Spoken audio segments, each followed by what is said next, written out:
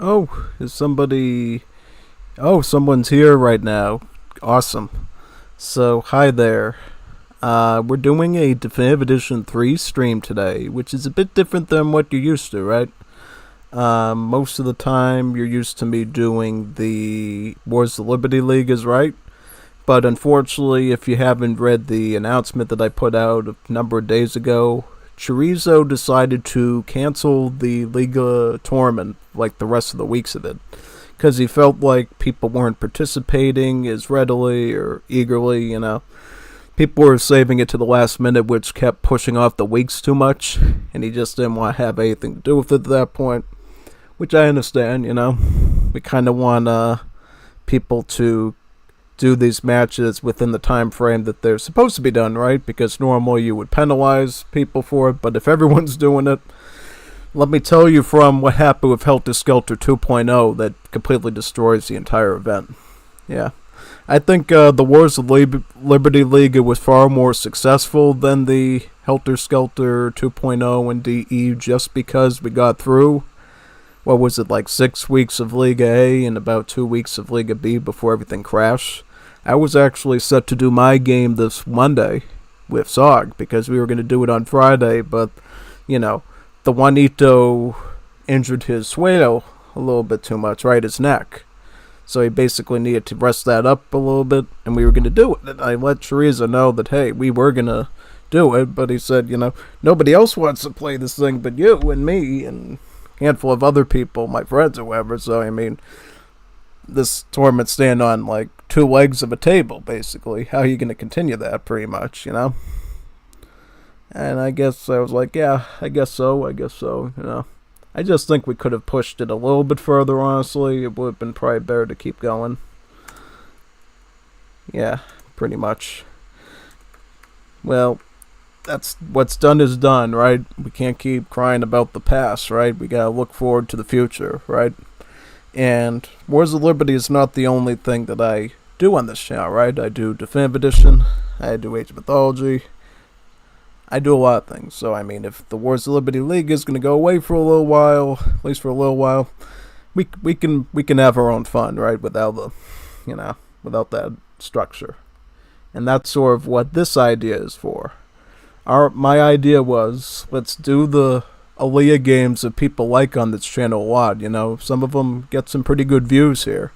And let's make that into a stream structure, It's something that Leah himself said, that would be a wonderful idea, set a premiere for it so people can anticipate it and show up. And we'll see how this goes, Maybe more people see these games through this format than they do through the usual format. And if that's the case, that's pretty awesome, It gives me more time to do other types of games for the rest of my recording hours and streaming hours, and allows me to compact a lot of the Aaliyah games down into one package for you, which is super duper good, It benefits both me and the viewers, and it's just a really good idea, I think. And I just heard from my cocaster who's supposed to be meeting with us today, and he said he's going to be a little bit delayed by about 15 minutes. So, if you want, I could actually, around the 10-minute mark, do one game by ourselves first, until he shows up. I don't want to, stall up too much time, right? And then we can, call him in when we finish that one, and then we can move on from there, right? Yeah.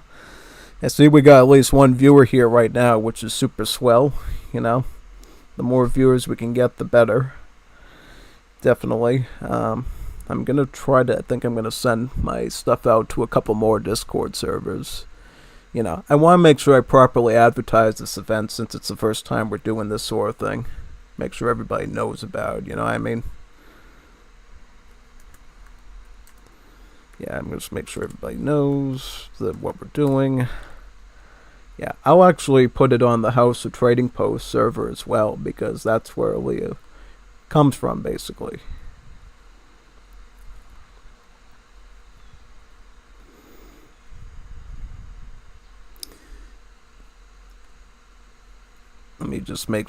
Let me see, because they have a YouTube bot that checks this stuff live,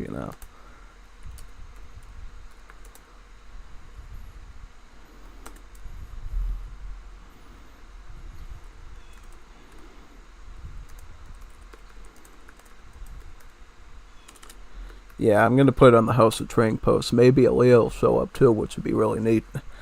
Yeah, the person playing the games viewing his own games as I'm talking about the games. Kind of an interesting idea, don't you think? Yeah. So, where are we at now? 10 minutes. So, you know what? You know what I'm gonna do? I am going to first check my my disk space, because I know that the Definitive Edition eats through data a lot more quickly than the regular stuff. Meaning, the Wars of Liberty. Wars of Liberty, made pretty small files. I didn't have to worry about data being used up that quickly. But for this, yeah, I have to be super duper careful about that. Disk space is everything, Unfortunately, so I have to be kind of greedy about that and try to clean up things. So yeah, I'm going to clean out a bunch of old video files that are already on YouTube to be published at a later time. Maybe they're already published, but we'll get rid of that now. I'll see if there's anything else I can sort of delete at this point that's big and bulky we can get rid of. Yeah, just get rid of that. Really anything that I don't need, because I want us to have enough space to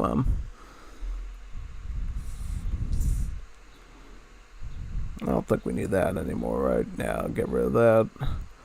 Really anything that I think is going to hold up space on our PC.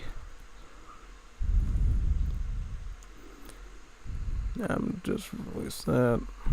Alright. I think I'll be ready in 1 second, then we can start with like a game while we're waiting for our cocaster to come. So let me see if this is good. Yeah, 207 GB, that is perfect. I think that is totally enough for this stream. So what I'm going to do is I'm going to press that little record button now, so we have a backup file, and I'm going to start streaming some gameplay now. So let's begin. Welcome everybody, this is Unstoppable Steletsy, and welcome to the first ever Age of Empires 3 Definitive Edition casted games live stream by me, as well as a guest co-caster, StefanMitrovici, I believe, 223 or something.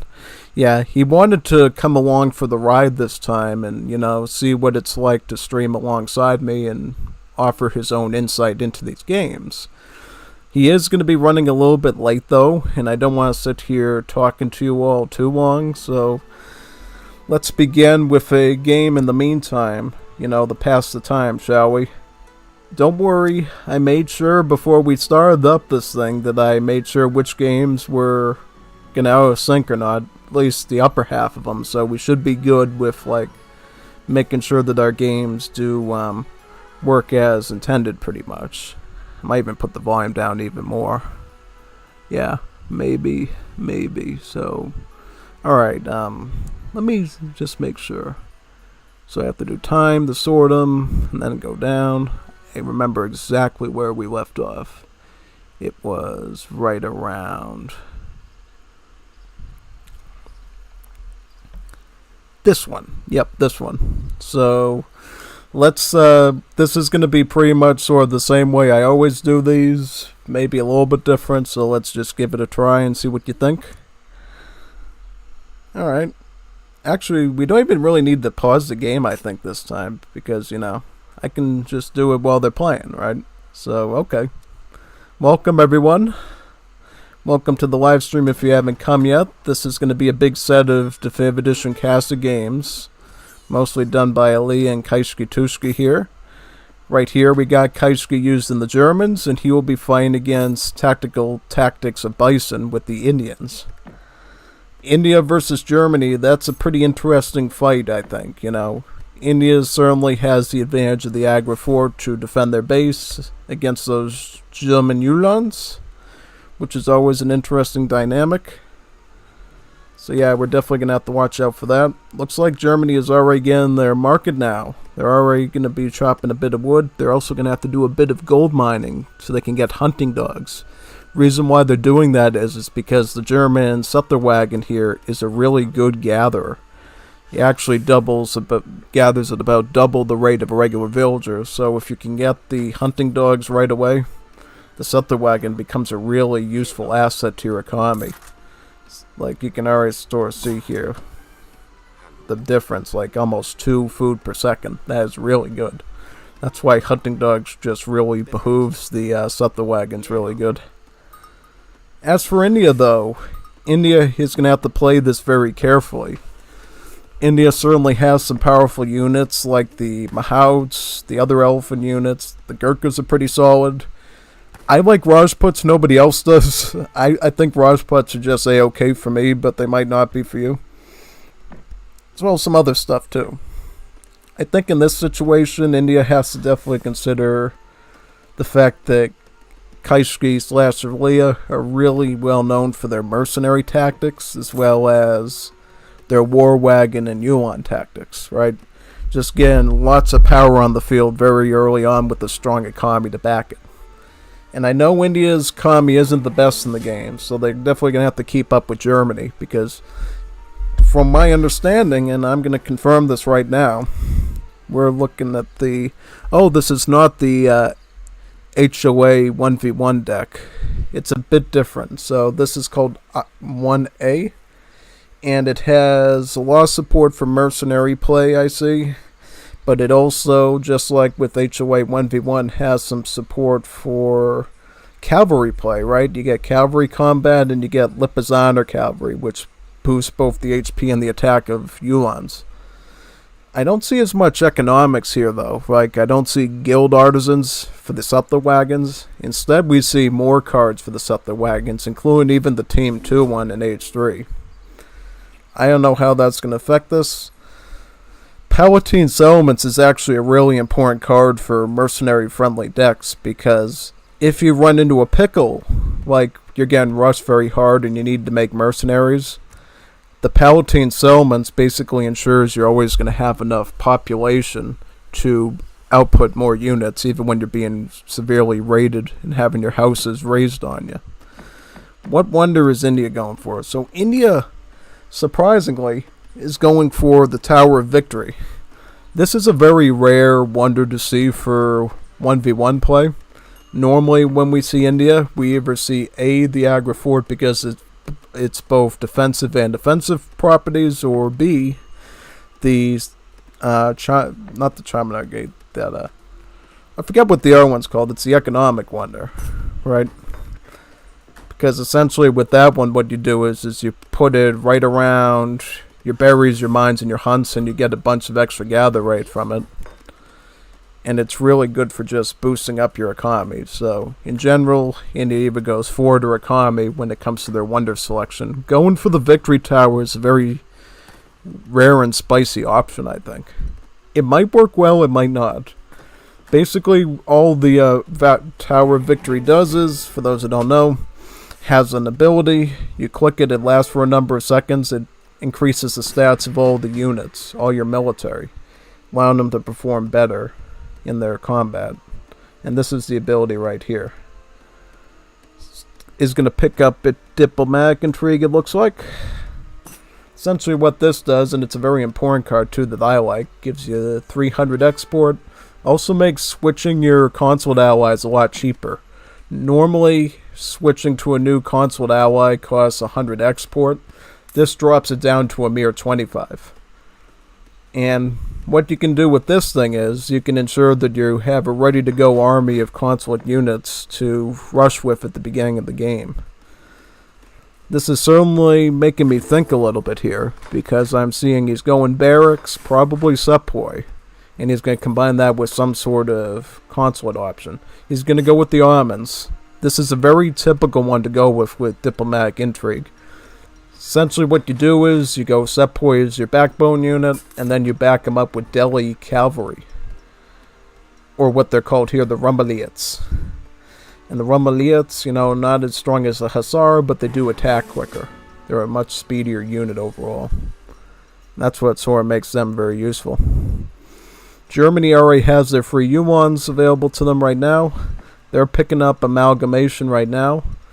I think as long as they don't get super duper... Oh, that's why they're getting amalgamation.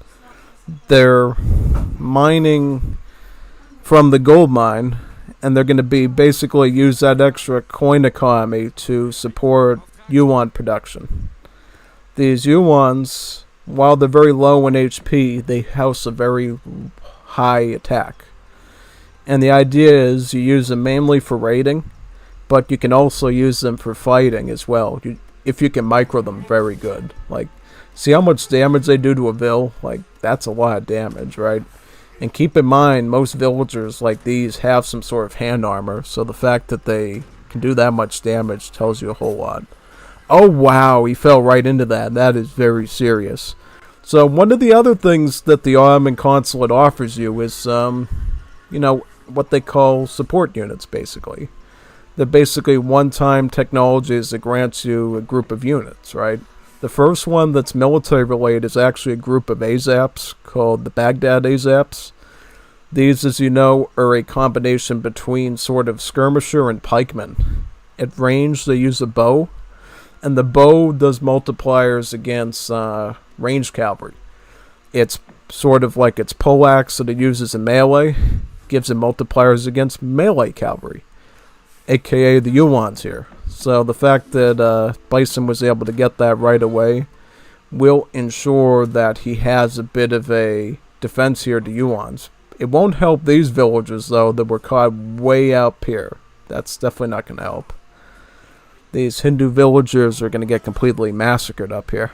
And that's going to hurt India pretty badly.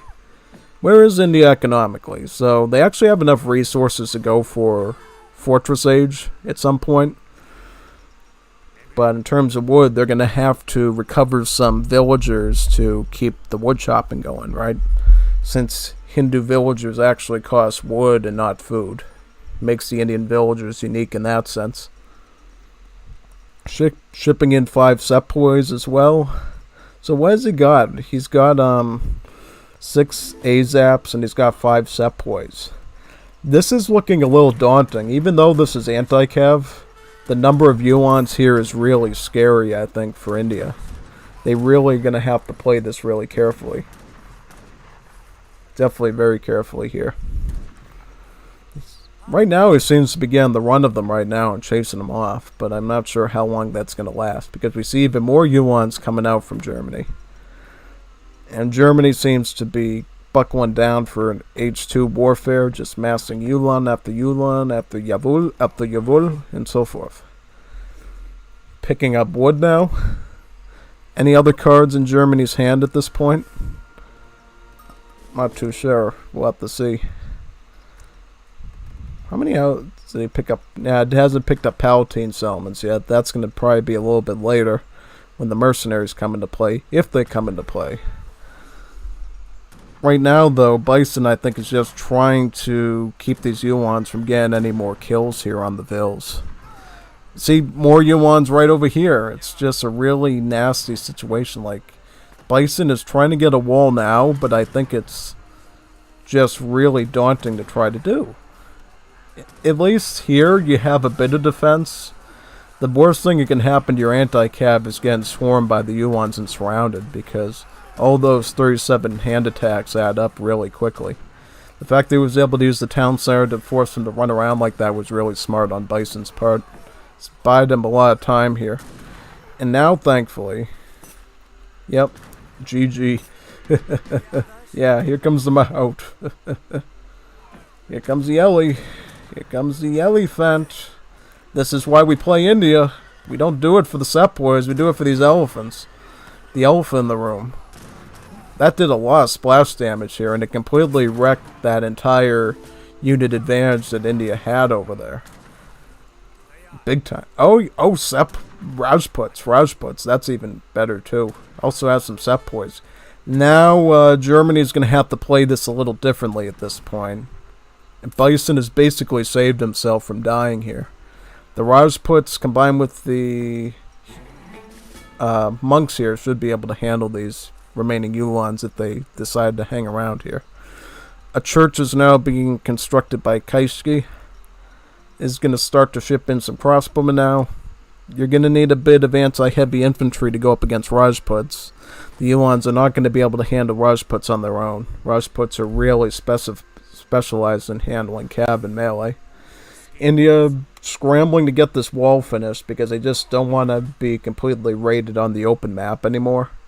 You know, this is Mongolia. The map is really open, which means a lot of raiding potential. If you can wall it, though, if you can put a nice big wall in there, you slow down your enemy from running around the map, basically. You either block them off entirely, or you force them to burn the thing down, which takes time for you, you know?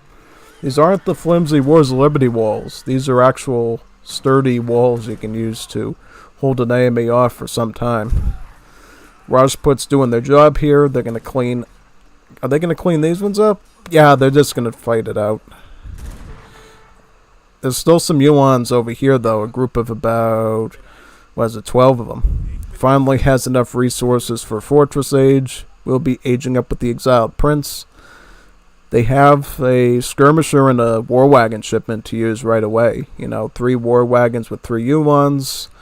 Or, of course, you got the 8 skirmishers and 3 Yuans card. Very powerful stuff. And what's India going to do at this point? So it looks like here they're going to go with British. That's usually a sign that India's going to ship in some mahouts from the home city. The reason why you'd want to go with the British allies is because you mainly want your mahouts to have more hit points, which the British consulate allies does as long as they're active. They grant all your land military units extra HP, which for the mahouts and your other Indian elephant units for that matter is actually really good. It really does a great job. An absolutely wonderful job, actually.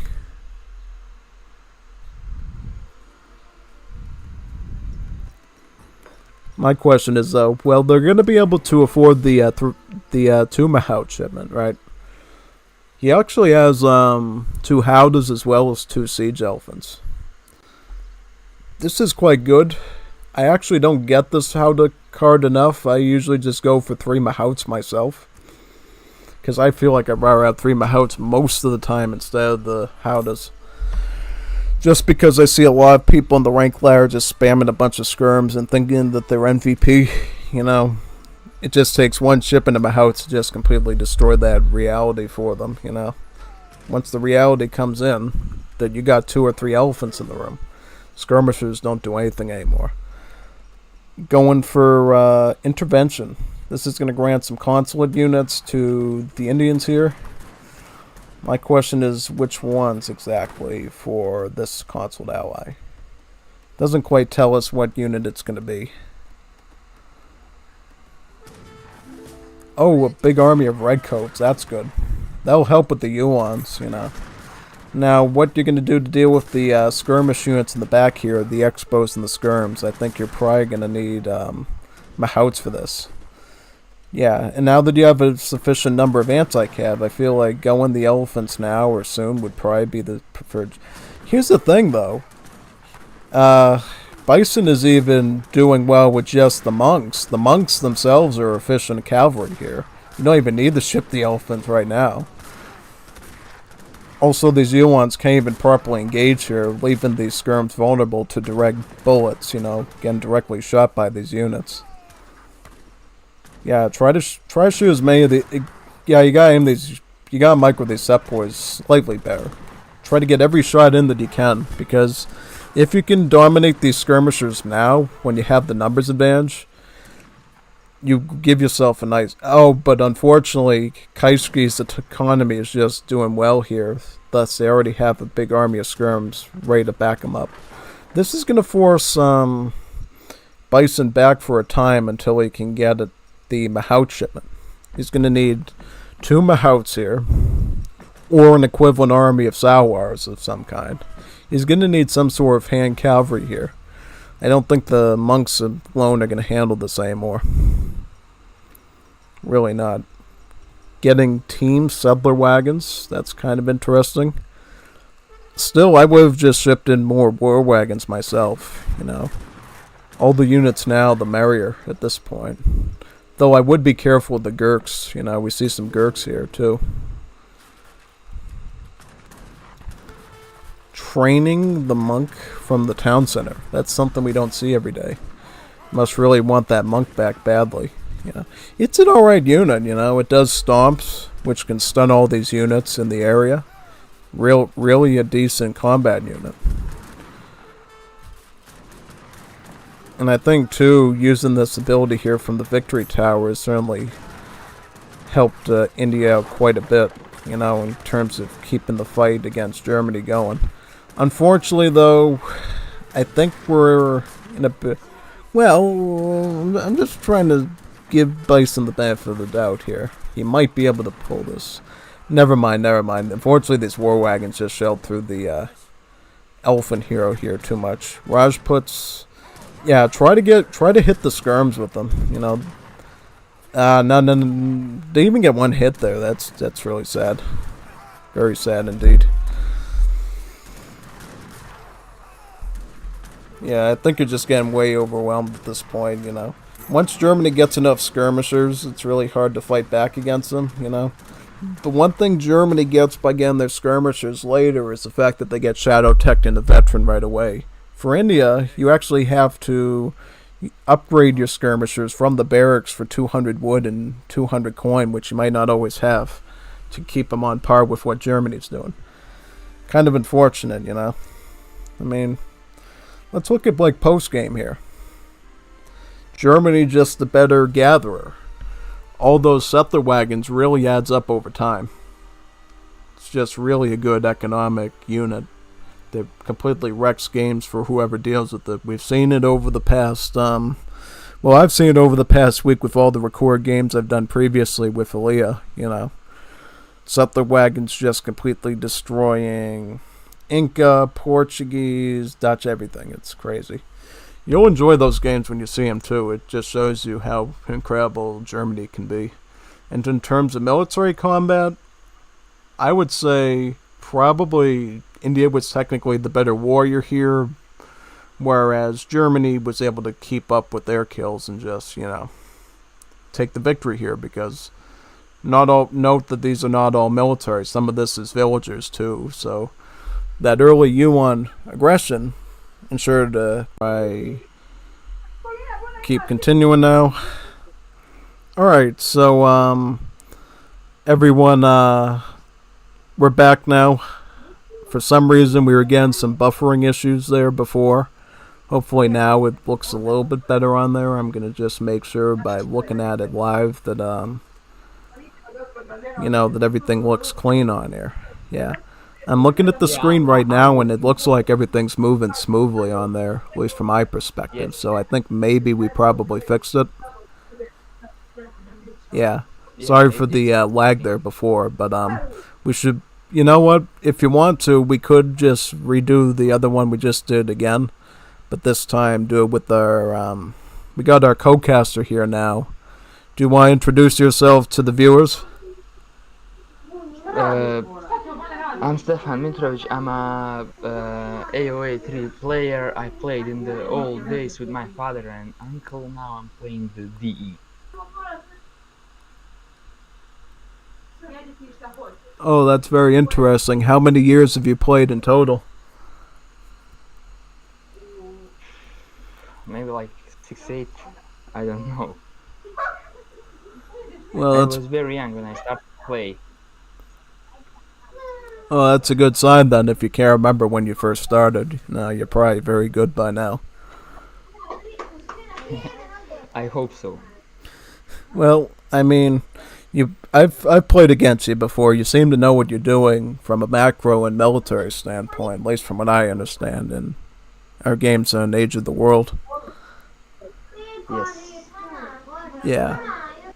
Since you're also about the nation. Yeah. I am Ottoman and Haudenosaunee main, so just know. Oh, so you're good with the Ottomans? Yes, mostly. So you do all that double barracks janissary and Abbas janissary stuff? And yes, FFs, FIs. Yep, that's sort of the bread and butter of the Ottomans in ranked.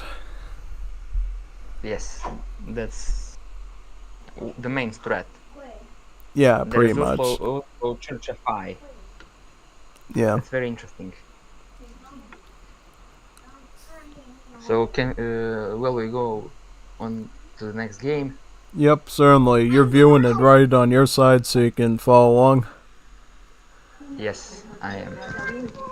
So what I'm probably going to do before we continue is I am going to go into my game options and probably turn the just turn all the sounds off so we can follow each other easily here. Because I think hearing you is probably going to be more of a priority than basically Yeah, hearing the game volume. Yeah. if sounds for me it's all good because I turned off the YouTube sound, so I won't hear anything except Yeah. you. But I just figured I'd turn if off on my end as well, since we're going to be having two oh, people conversing over this stuff. yeah, Because sometimes if you have the sound too loud, then the voices get muffled, and I can't quite tell from your end how you sound from your side. Mhm. So I think I turned my vol up to like 40 something percent to make sure I can fully understand what you're saying and everything, just to make sure. Great.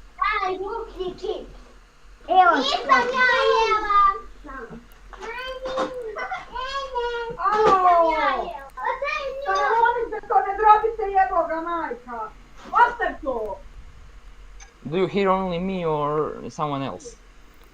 What? Can you hear only me? Because I have few people I can beside hear a me, bunch of so kids in the background. What? uh, I'm gonna fix it. Molim vas, nemojte da se dere, čuje vas sve što čuje. Ne razumijem, ali čujemo djecu da vrište u pozadini. Tako da nemojte, molim vas. Yeah, I try to fix it.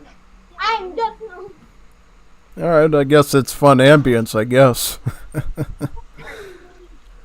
Alright, Yeah. where did we last leave off here? We were last in. Let me make sure. Kaichi and Bison. Yeah. That was the last game. Trying to remember which one that was, though.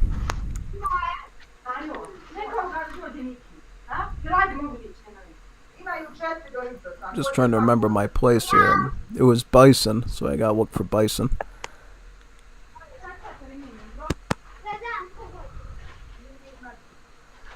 Mm-hmm.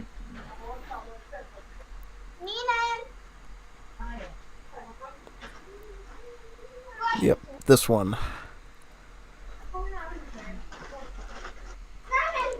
Any game is. Alright, so before we get started, do you want to just check out the map and see, how that's gonna like affect the gameplay and everything? Yeah. We can first take a look at the map, then decks, and then just go into gameplay. Oh yeah, deck doesn't come into play until they get their first shipment usually, unless you're Spain or some weird Wars of Liberty civ like Denmark. It gets their shipment at the beginning.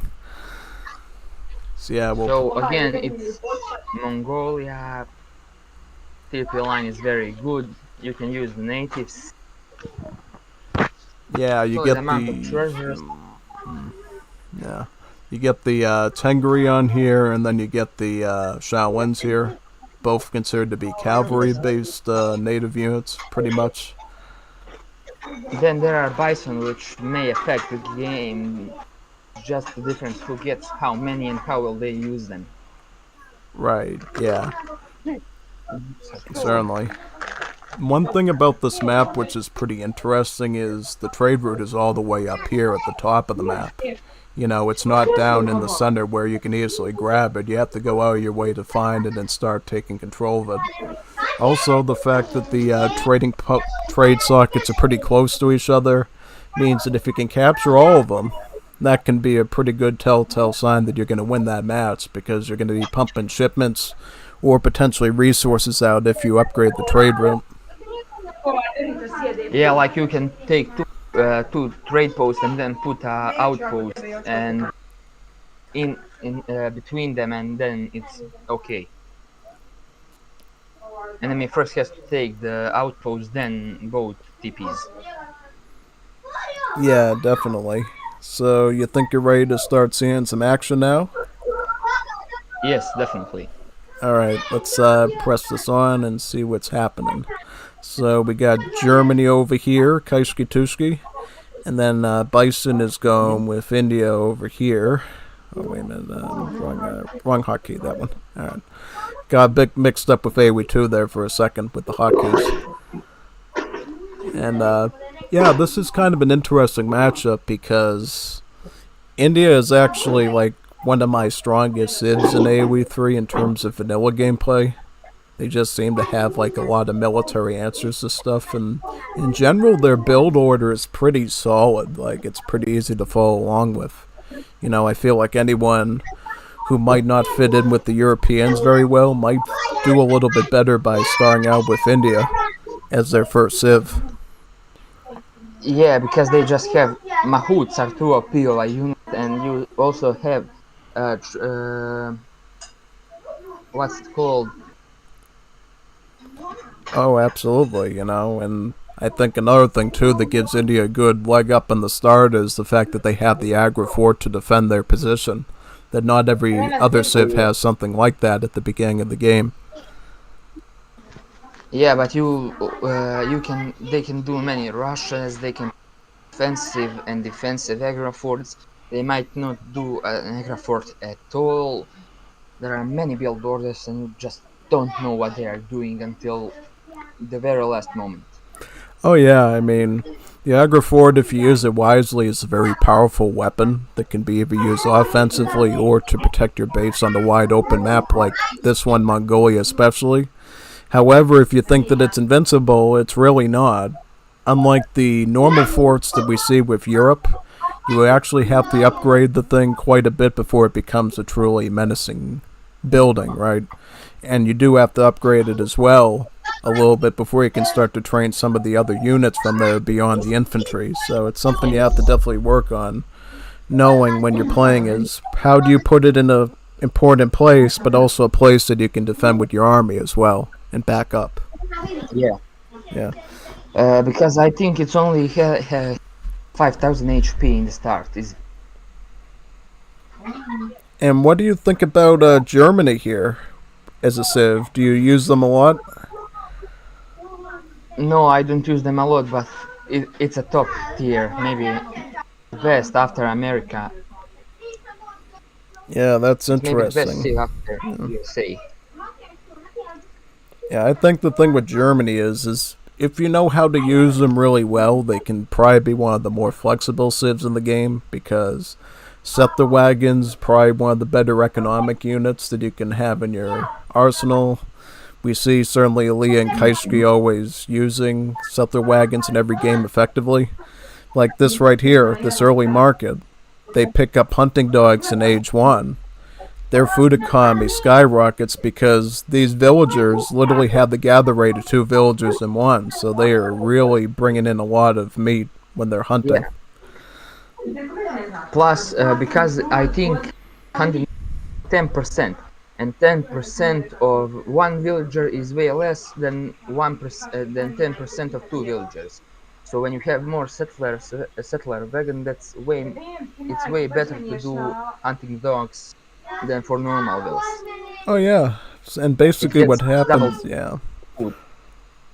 If you think of it mathematically, you basically turn a gather rate, which normally would be comparable to economic theory, 10%. For the settler wagon, it's closer to refrigeration, or at least to furrier or maybe spice trade for that 20%, which is a lot more. Mm-hmm. And what do you think about this deck here? Let's see the deck. So we get lots of settler wagons here. Very big economic play doing that. Very greedy, I would say, because to send one of these, you definitely have to wait off on one of your crate shipments or one of your army shipments. If you do it in a very poor way, you could get yourself overrushed very quickly, but if you do it at the right time, these things really boost your economy up a lot, especially this one down here. This is like adding 12 villagers to your map at that point.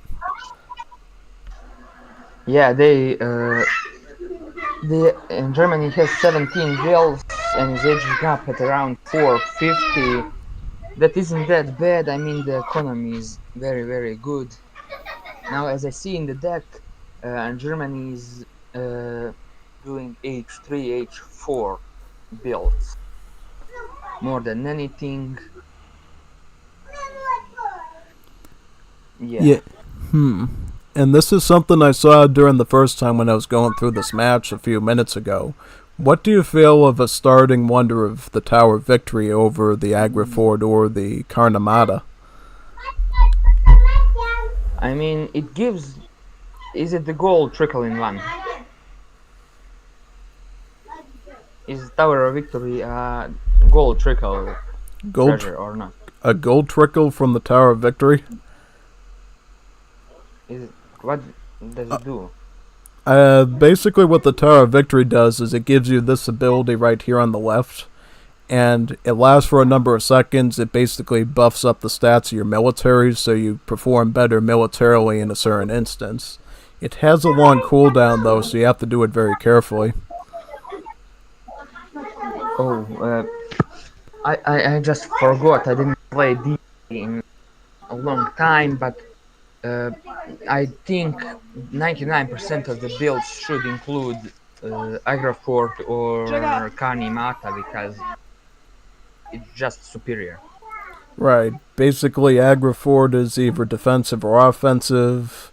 Carnamata, on the other hand, is a greedy economic build you can do because Carnamata basically gives your villagers a better gather rate as long as they're within a certain radius of the building. So you can basically do be a bit of an architect of your base and make sure it's near your mines and one of your hunts, and then you just gather a lot better. Ulan raids from Germany, Azap's coming from India, and it gets both Ulans. The first batch. Ulans are forced to retreat, and Azaps deal quite a lot of damage. Right. Yeah. It looks like here Germany is going with a lot of Yuans here, trying to go super aggro, taking advantage of this open map. And see this right here? This is why herding is really important, because it looks like India was not able to herd this very long off hunt, and they're going to lose every single one of these now to these Yuans, just because of their high hand attack. This is the type of raid that kills you. Oh, those villagers. Oh. This area, yeah, this one. It's over. Yeah, it's a real nasty attack to have to incur, though, when it happens. Definitely. All villagers gone in a second. Yeah, completely cleaned up. It usually, when you lose that many villagers, it's game over for you. Unless you have some really good card in your back pocket or technology to make up for that loss. Or, optionally, too, you could, as Ottomans, which India is currently using right now as their ally, could actually send in a group of about 3 to 4 villagers from the consulate to make up for that loss slightly. It won't be as good, but they'll be more on par with Germany then. Looks like what they're doing instead, though, is they're going right for the Fortress Age. Ideally to get better military, I think, at this point. Yeah, but you don't have the wills to produce. Oh, yeah. I would say at this point, if you're Bison, I'm thinking that he probably knows that he's not going to win this the standard way, so he's going to have to beat it with India's power shipments. The Howdah, the Mahout, Siege Elephant. He's going to have to win this with military force, not through economy now. And fortunately for him, the food costs on a lot of those elephant cards isn't too excessive. It's like $250, $350. Not a whole lot. The only one that's a little bit cumbersome is the 3 Mahout one, which is 1k food. That one can be a little hard. Yeah. Notice this as well. Go for TP immediately. Yeah. That's it. Everyone forgets. Go for that TP that just gives free XP to opponent. Oh yeah, definitely. This is also a kind of a fun situation when you see this. These are normally anti-cavalry, but because there's just so many Yuans, they literally overpower even the anti-cavalry and destroy them. And yeah, I kind of like how we said GG there, even though an elephant was coming out to save the day at that point. You're going to lose this elephant, but what it's going to do is it's going to weaken down the Uhlans to the point that they can be easily be picked off by even these monk heroes here, which is really good.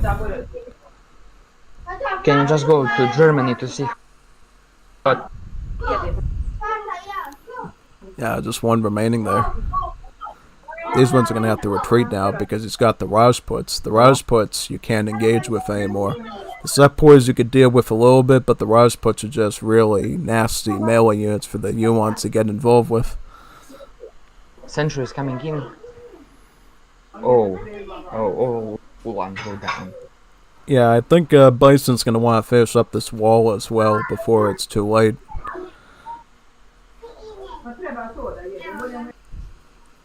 Even though at this point I think the point of the wall was basically done with. I mean, if you had that wall at the start of the game, you wouldn't have lost all those vills. Now it's kind of like, wait a second, now I need wood to actually train more of my Hindu villagers because my Hindu villagers cost wood and not food, so maybe you should just clean up some of that wall and just get some more villagers at this point and try to keep up a little bit with the economy, even though you're not going to get back to full strength, obviously.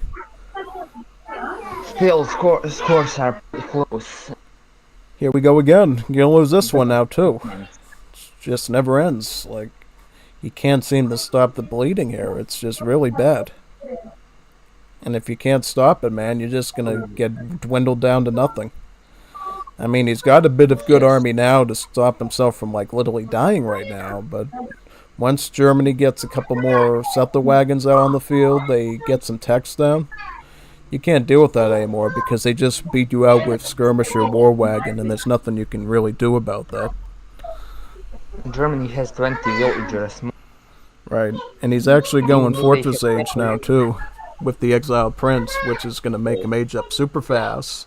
And as soon as you come on the other side of that, 8 skirmishers and 3 Uhlans is probably going to be card number 1. And then this table is going to be turned on its head for India. They won't be able to deal with that. Germany should just go get the trading post. No, I think he forgot.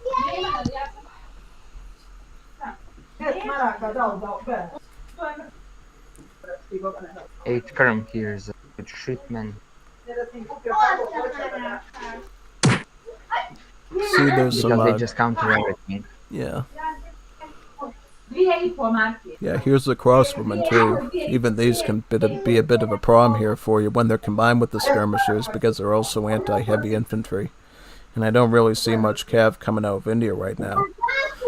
What you need to do is India now. You need to get this. You don't need the Gurks. Don't get the Gurks. Get this right now. Because what you're going to need to do is you're going to have to clean up whatever skirms he gets.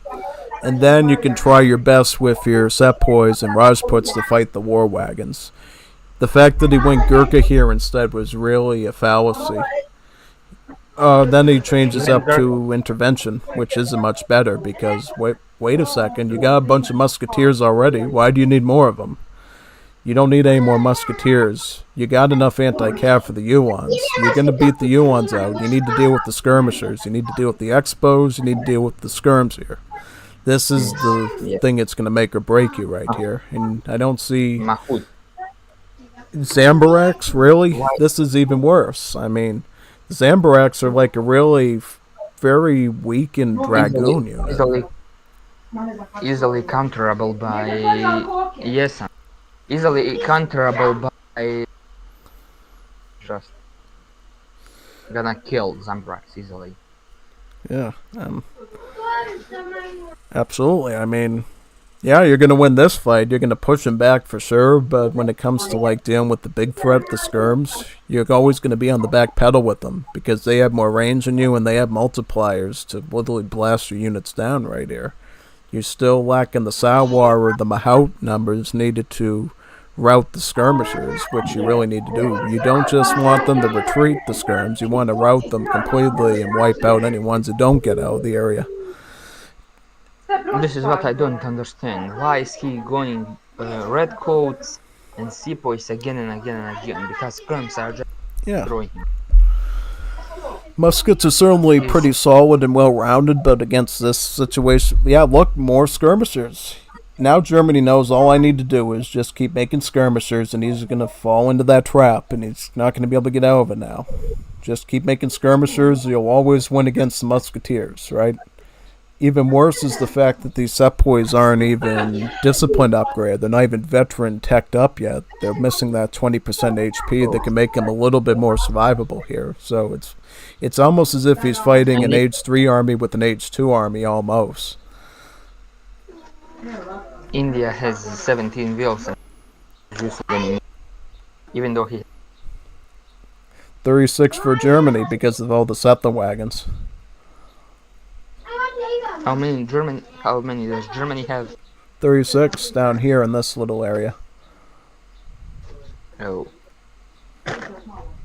38 now. Because I think he just sent in 2 more settler wagons from the home city, the team card. yeah, that's like, but you have to count settler wagons for 2 wheels each. Yeah, I So, mean, normally I would say try to keep that card out of a 1v1 deck because 2 settler wagons in H3 is kind of cringe value, but I guess in Kaishi's case, because he's slowly going for trying to get as many settler wagons as possible without getting Germantown farmers, I can kind of sympathize with what he's trying to do there. And then in his case, he makes it a pretty reasonable option for himself because he's basically saying, I don't want to sit here and have to construct a mill and have to train the settler wagons myself for 100 food and 100 wood, so I rather just ship them all. And if he can keep Bison away from his base for this long and be putting the herd on him, absolutely that works out really good for you because then you get so many settler wagons when it's all said and done from sending all those, even the small shipments, that you can afford queues of both war wagons and skirms at the same time. And India just can't deal with it. in India is in a big problem. Terms counter all mass. Right. Example, Gurkhas have less range than normal skirms, so his whole composition is just utterly shit. Yeah, look at this difference in the post game, like the resource difference. More than double the score for Germany against India. Yeah, because they have wagon who is 2 point something times. And I think it And also India relates to sort of this part too. Like, you see that Germany killed 104 units, even though India already only produced 80 units. This means that all these other kills were all villagers were taken down by raiding. And losing that many villagers, which, if math serves me right, would be about like 33 over the course of the game, unless it's talking about emergency units or whatever. That's a that's huge a lot. loss. Yeah, he was bleeding dry the whole game, and he just couldn't get ahead of it. It basically knocked him out of the ballpark of getting any elephant units, the stats he really needed to deal with this thing. Because whenever I fight Germany, I try to go Mahout and Gurkha. Veteran Gurkha, sometimes with green jackets sent to get that extra multiplier in, and then the Mahouts. The Mahouts completely spray the skirms, and then you just target down war wagons with the Gurkhas, and you play skirm and handcap to beat their skirm and dragoon gameplay.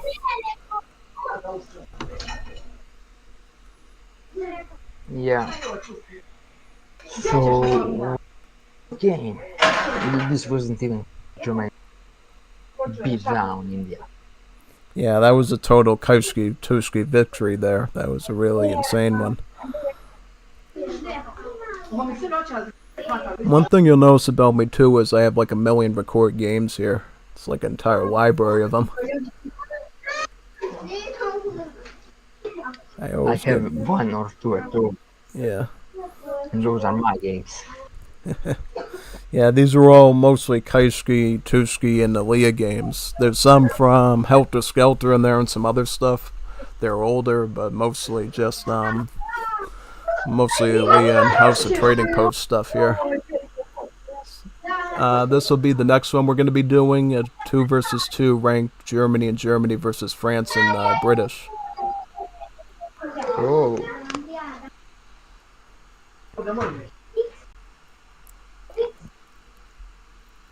So I'm going to get rid of the fog of war and the view control like I always do. So what do you think about this map in particular? Have you done it before in your ranked games? Just wait a second. Stream is how can I say? It's a bit late. What you're saying? Oh, map. Yeah, I played like this map. right.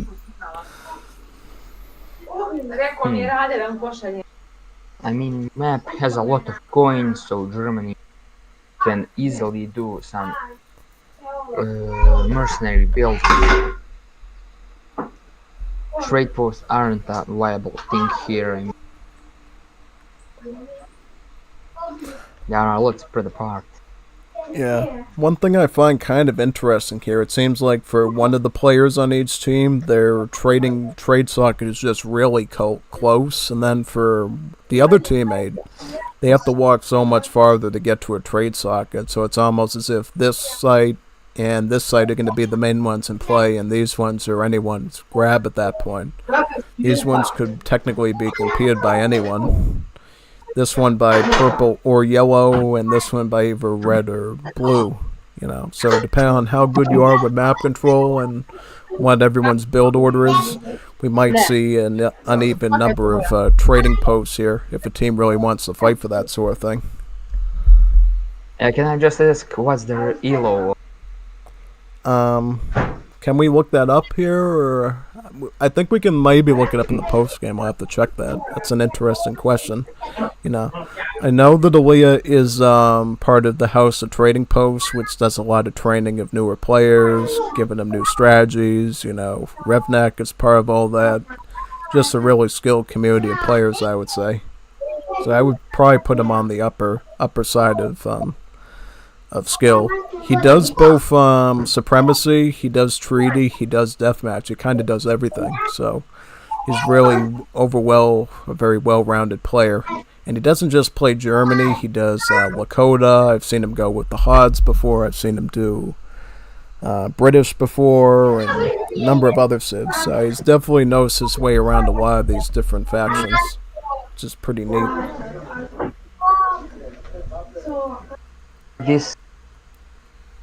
Germany can do really, really well. Gold and hunts, but it all comes to how they play. Correct. So you ready to see some gameplay now? Yes, of course. Wonderful. Let's get started though. So it looks like here what we got is Aaliyah and the Iron Rake, both Germanys, and they're going to be fighting against probably the Entente powers here, like the British and the French teamed up with each other. This one could be, you know, kind of a fascinating one, because British, very greedy with their economy, again, not the settler wagons, but rather free settlers from their manor houses. And then you got France, you know, they don't have to be as greedy with their economy because their courier de bois are just a generally better villager that gathers faster than the standard one without having to give up its one pop status, which is pretty neat.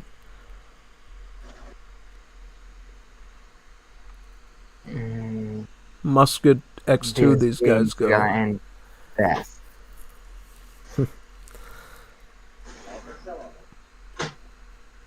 Korea the ways are much better.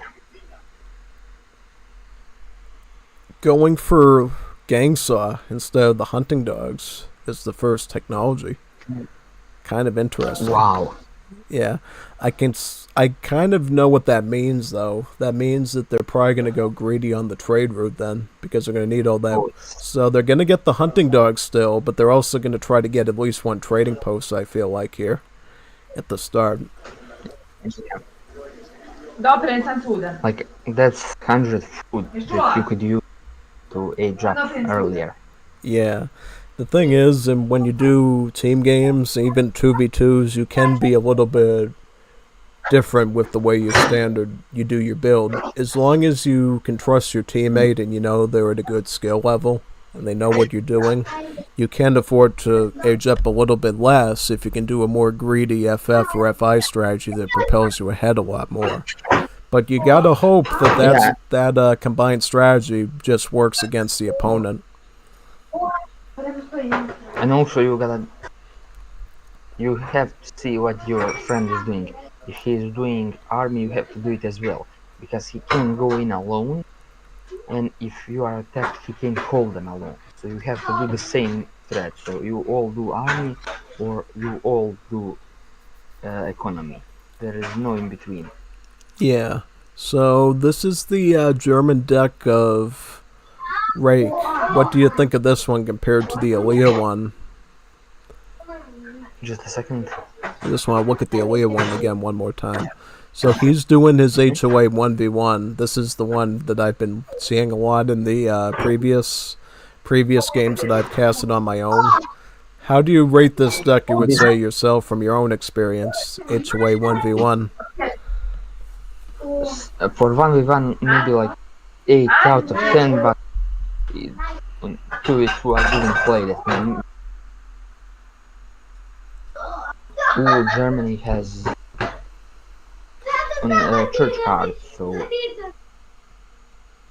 and many merc shipment. So Yeah. The thing I always it can like be about everything. this deck from Aaliyah is it tends to be very good economically and militarily because instead of a lot of eco-techs like Refridge, Royal Mint, Textile Mill, he just goes FI and really propels himself forward with the Guild Arsons in the Industrial Age. This grants Who are you Scepter taking? Wagons 35% gather rate improvement, which for a Scepter Wagon is close to 70% improvement of a standard villager. That's a big value. Whose deck are you talking about? Elias or This Rax? is Aaliyah up here. Yeah. So like guild, it has cocaster, so it can be very good. And factories, I mean that's normal. He has 6, so he's ready to go.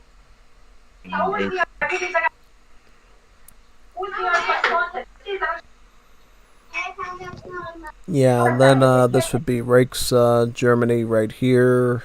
Bit different. We do see the Germantown farmers here.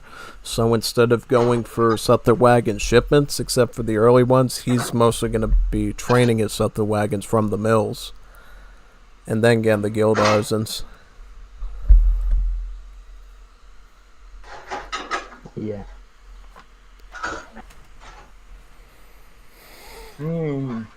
Rake is doing economic theory. That's a bit Yeah, it's a bit greedy, I would say. unusual. Because like economic theory is like you have 10 wheels and economic theory adds 1. So doing this early is not effective. Yeah, I mean, in that sense, I feel like Aaliyah's choice to go 3 Scepter wagon, then go back to capitalism for card 3, which he seems to be doing, is probably the better way to go because 3 Scepter wagons is the same thing as 6 standard villagers, and then you back it up with a coin trickle, which is always going to be better than the early effect of eco theory and help you throughout the game, really. Because no matter what, they can't raid that trickle away from you. That capitalism trickle is always going to be there backing you up. It's a permanent source of income.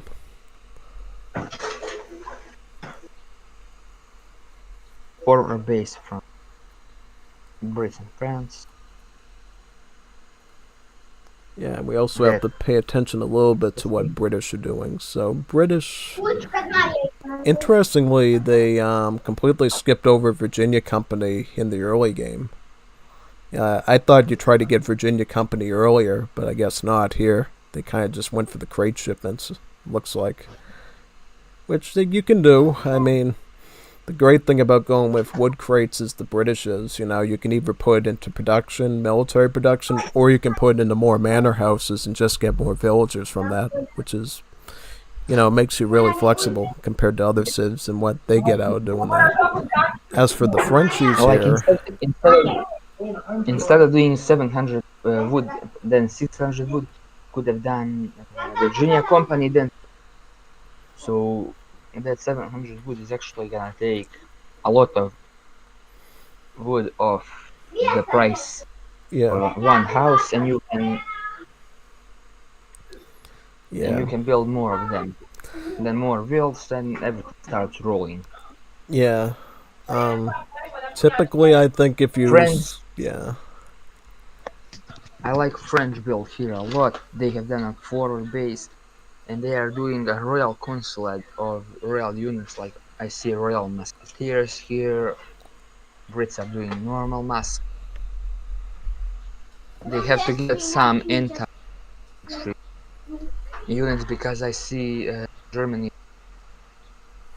um, Germany doing crossbows, so that's gonna be quite a problem. yeah, it looks like France is actually going with the Royal Musketeer build instead of standard play here. The Royal Musketeer can be a pretty formidable unit. At base it's just your everyday musketeer native warrior, but it does possess a very powerful charge attack, though. With its charged pistol attack, which can 44 grant it a lot musketeers. of damage. Yeah. And now they are going in the forward base. A lot of Uhlans and crossbowmen. Yeah, watch But out for those the British, Irish brigadiers, though. Those are going to be coming in too on the French side. no, yes, they are. Yeah, these things. They are gonna pop and clean everything.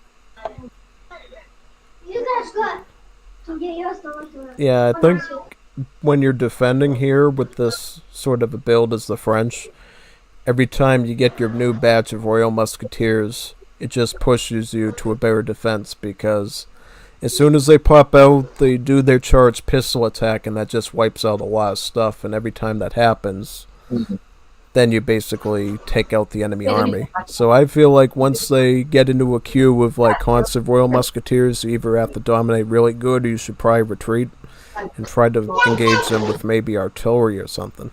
Because, yeah, 44 damage is nothing to laugh at here with this charged attack that you see right here. This is really dangerous. Three royal mask in one in one charge shot, so that's quite a lot.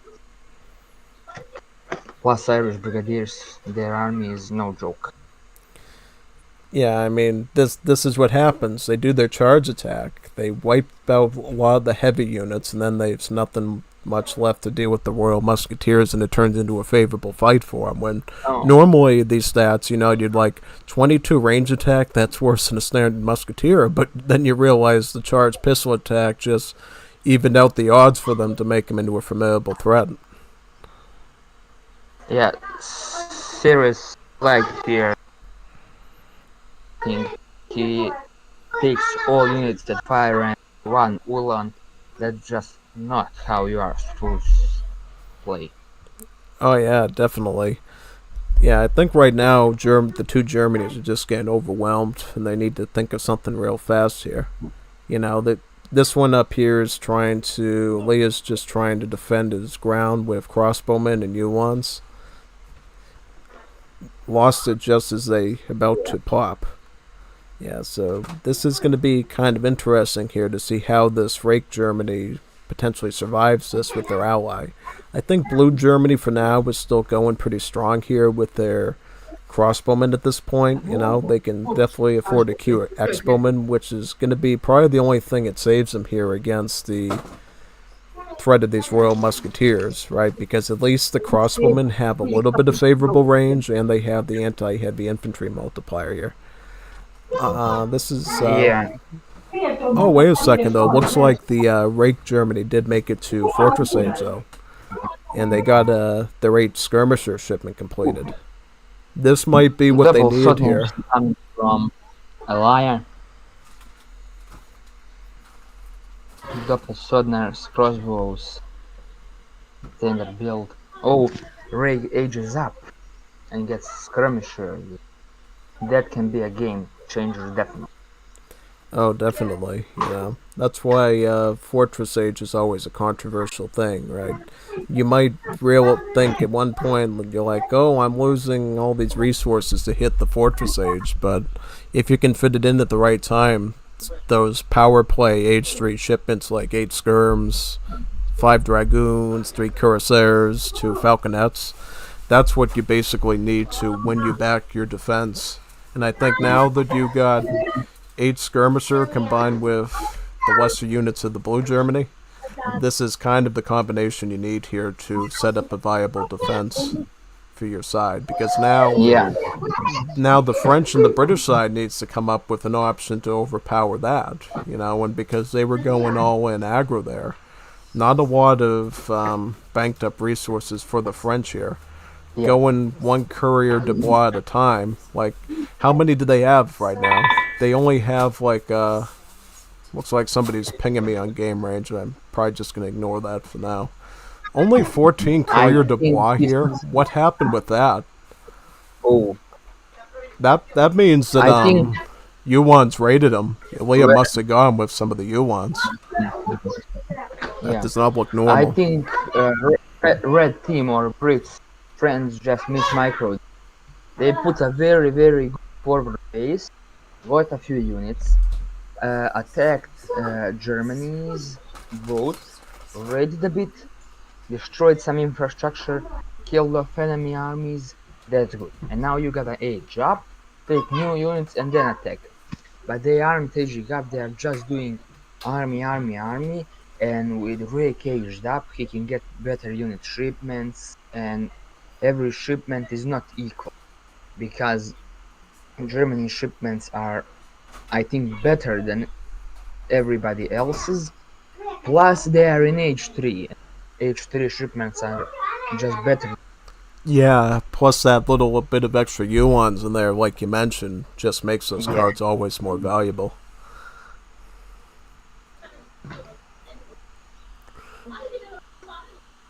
So what's going on here? I'm trying to figure out like who's on the winning side, because I saw Rake get wiped out, his army got wiped out, and then I saw the British get wiped out. You're Yeah. like, who's on the winning side at this point? I still see some British musketeers trying to, you know, form up here with the Germans are remaining winning. royals. Like, what's going on? Can you just can we take a look on Elia?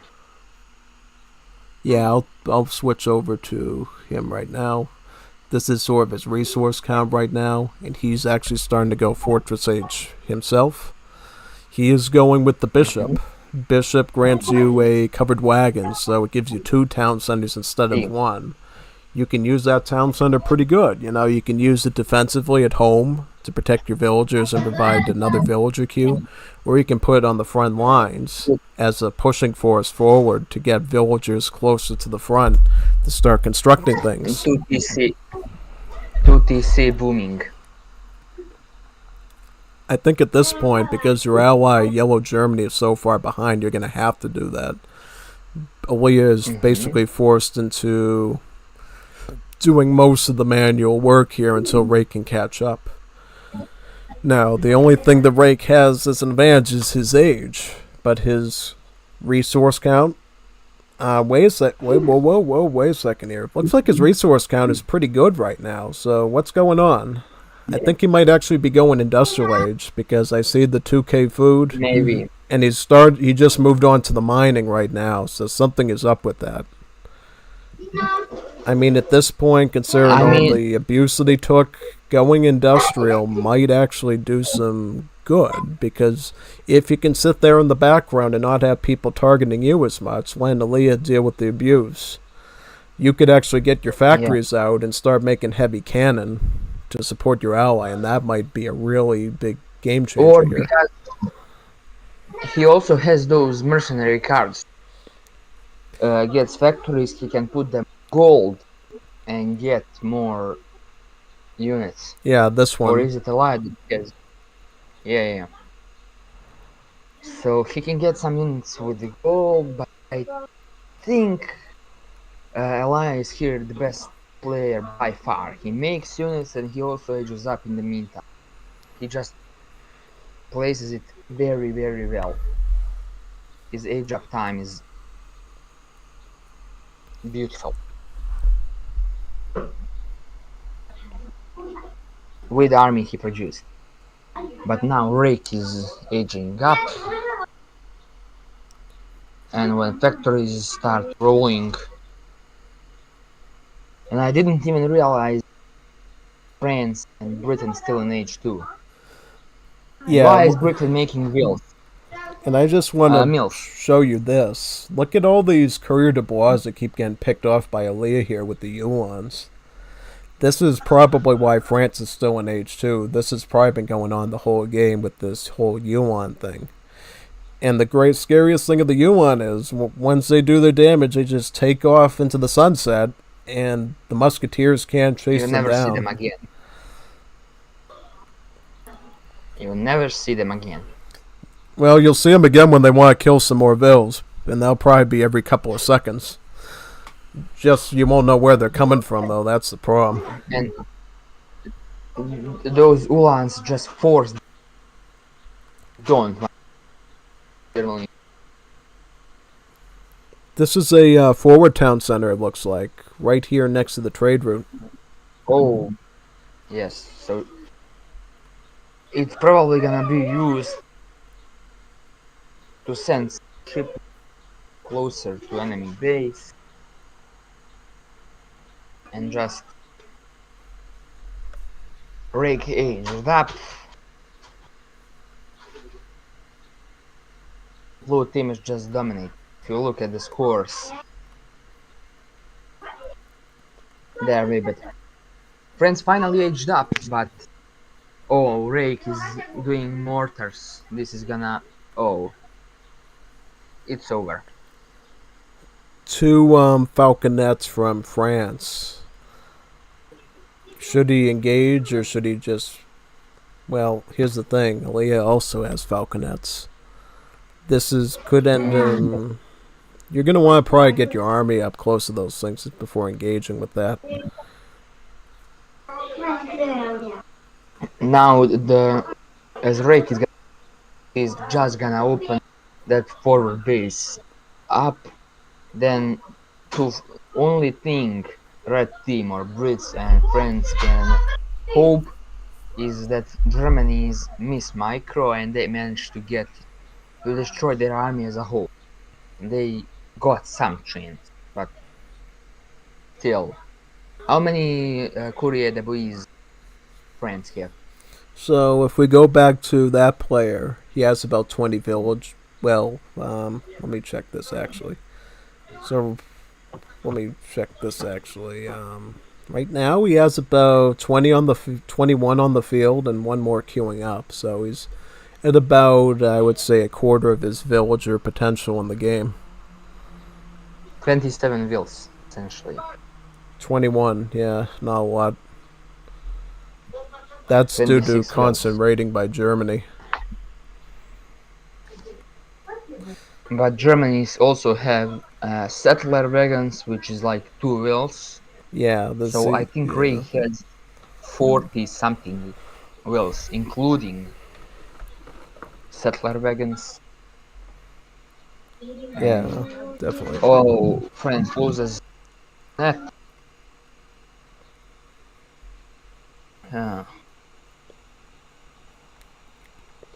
It's not looking good. And Rake takes up in the score, and now has the biggest score, fallen off a bit. Yeah, I see. Rake actually has a howitzer already, and is already starting to do a bit of siege in the base. I don't think it's going to last very long, though. It might finish this. Oh, it just barely missed that outpost. Oh, but howitzer is going to be taken. Yeah, I mean... army.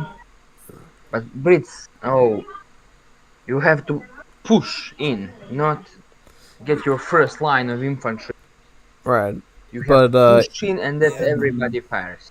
yeah. Problem is though, infantry doesn't do anything against 4 field guns. These are unupgraded musketeers going up against guard upgraded falconets, about 4 of them. That you can't beat that with musketeers. I think even if you went into bayonet mode, you'd be taking really severe losses to the point that it wouldn't even be worth doing at that point. Your army'd be gone. So I mean, I don't know what British is going to do against field guns from the yellow Germany, and then you got the blue Germany doing falconets, culverins, skirms, war wagons. This is not. These are high level units here. Great still in H2. Yeah, Normal mask. Oh yeah, look at these Falks just completely cleaning through. It doesn't matter how many muskets you get; they're just getting shaved off with every volley of those cannons. 5 yellow Germany's cannons fire all normal masks gone. They don't even have veterans or anything. Yeah. Plus the skirms from Alaya. It's over.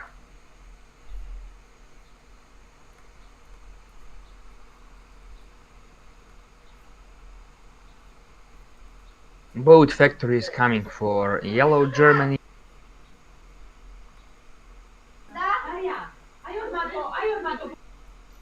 And yellow Germany having 50 villagers. Queuing up even more. Nice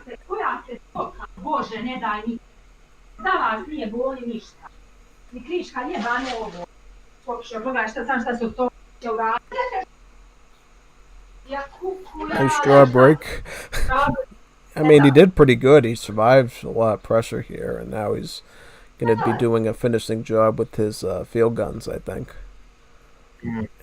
Yeah, this British doesn't even have yeah, they don't even have a stable. They're not even going to be able to get hussars against this. This is perfect.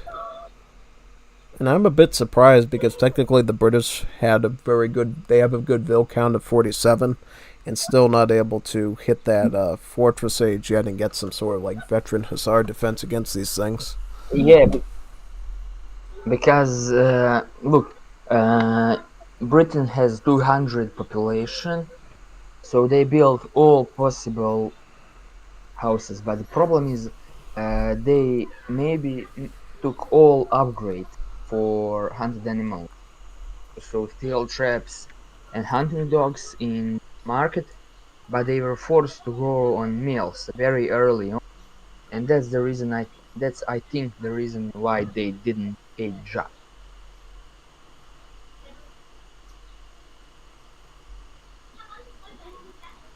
Yeah, pretty much. I can see he's saving screenshots. Somebody's saving screenshots in there of this. Probably very impressed with how it went.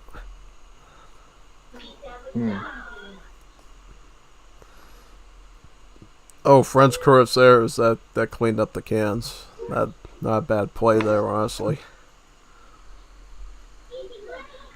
Probably a last minute play. They should have surrendered by now. Yeah, they're basically done at this point, France. I mean, I think that was probably their last hurrah at that point.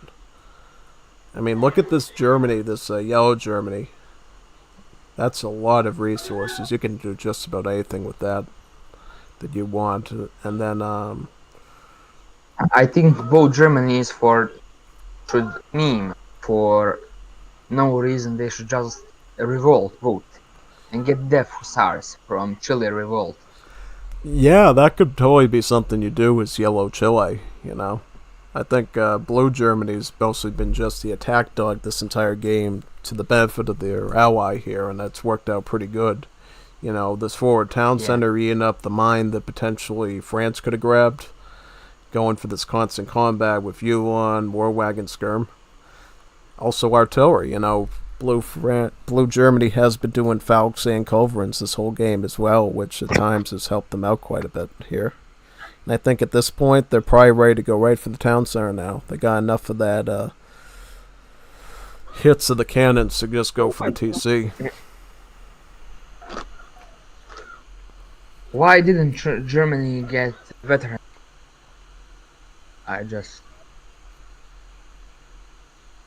They had so many of them during the game that it would be reasonable for them veteran.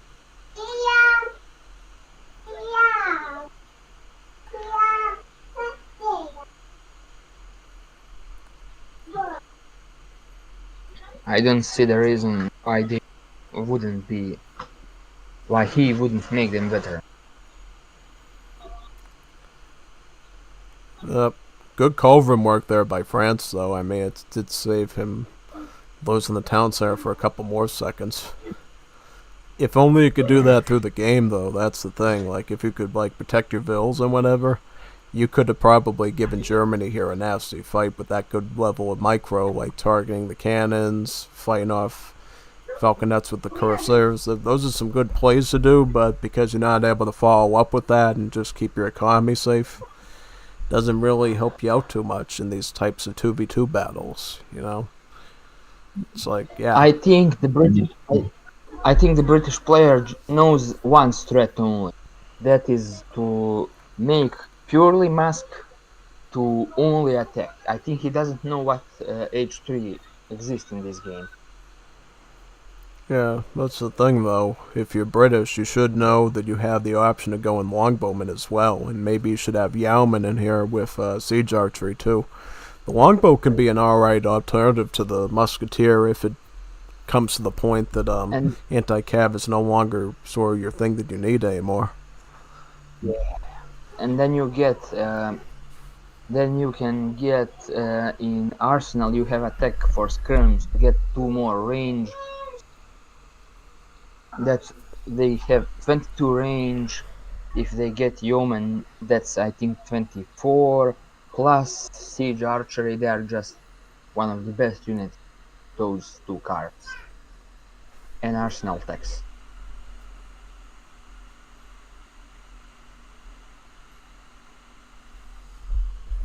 Yeah, the infamous weapon of Leon Kaiski is the petard. They just love using petards. See that in like every other game with them. They'll just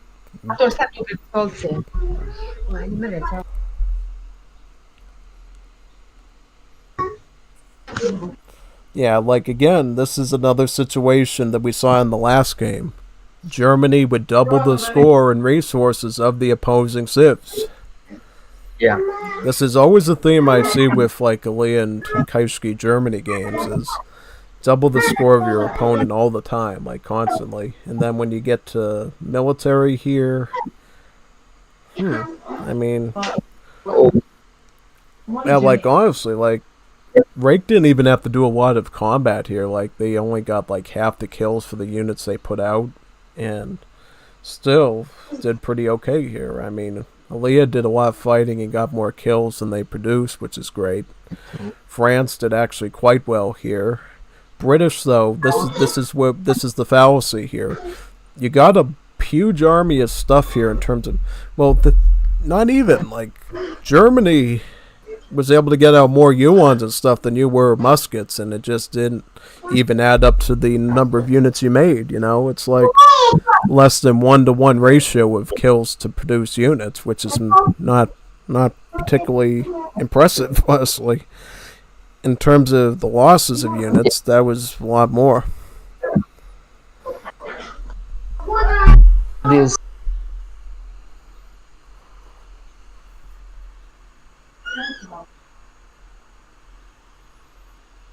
and his deck was just awful. He had team houses. I don't know why. He had 4 8-1 cards. That just a thing you shouldn't do. Except if it's like 5 trade, economic theory, and a will card. That is reasonable, but having 4 8-1 cards and using only 1 is just a waste of space.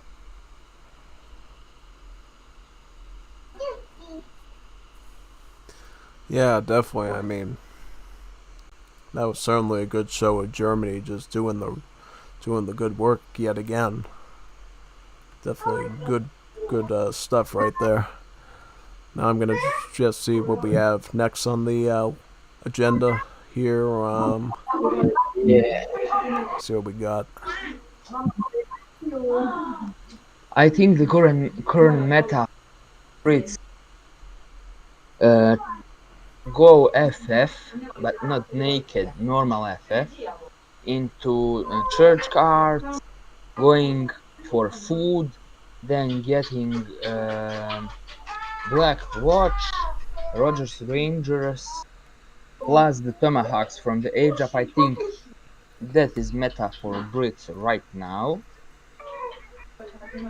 And I think particularly in DE, rushes with normal civs are normal European civs are awful nowadays. Oh yeah, definitely for sure.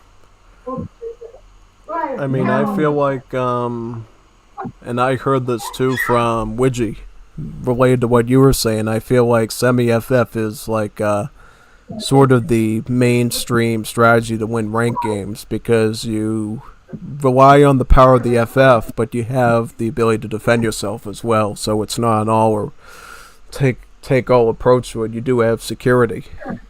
And I feel like if you can balance it out, make it more nuanced in every game, you have nuanced options to handle stuff. That gives you the most tools in your belt to deal with any potential deck that you might be dealing with. You can out age up your opponent while you can also out defend your opponent. And it all comes down to, the way you pick your resources, the way you get your techs, and it's the stuff that separates the lower ELO from the higher ELO. The better you can do it, basically.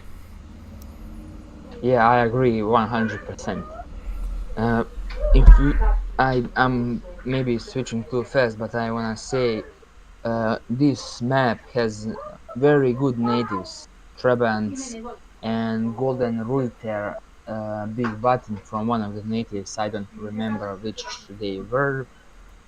Plus potential of doing docks and then doing fishing boats plus normal eco is very solid. I saw Elia in some of your games posted on your channel do water booming.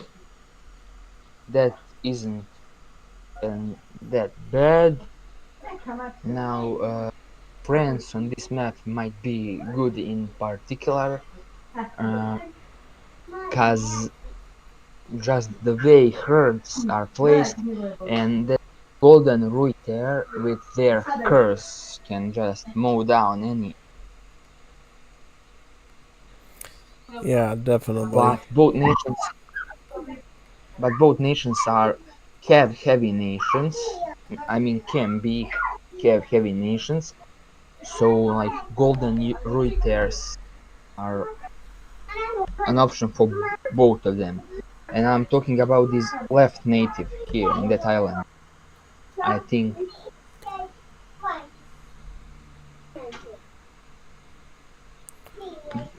Oh yeah, most definitely. Yeah, certainly. I've seen this map quite a bit myself before.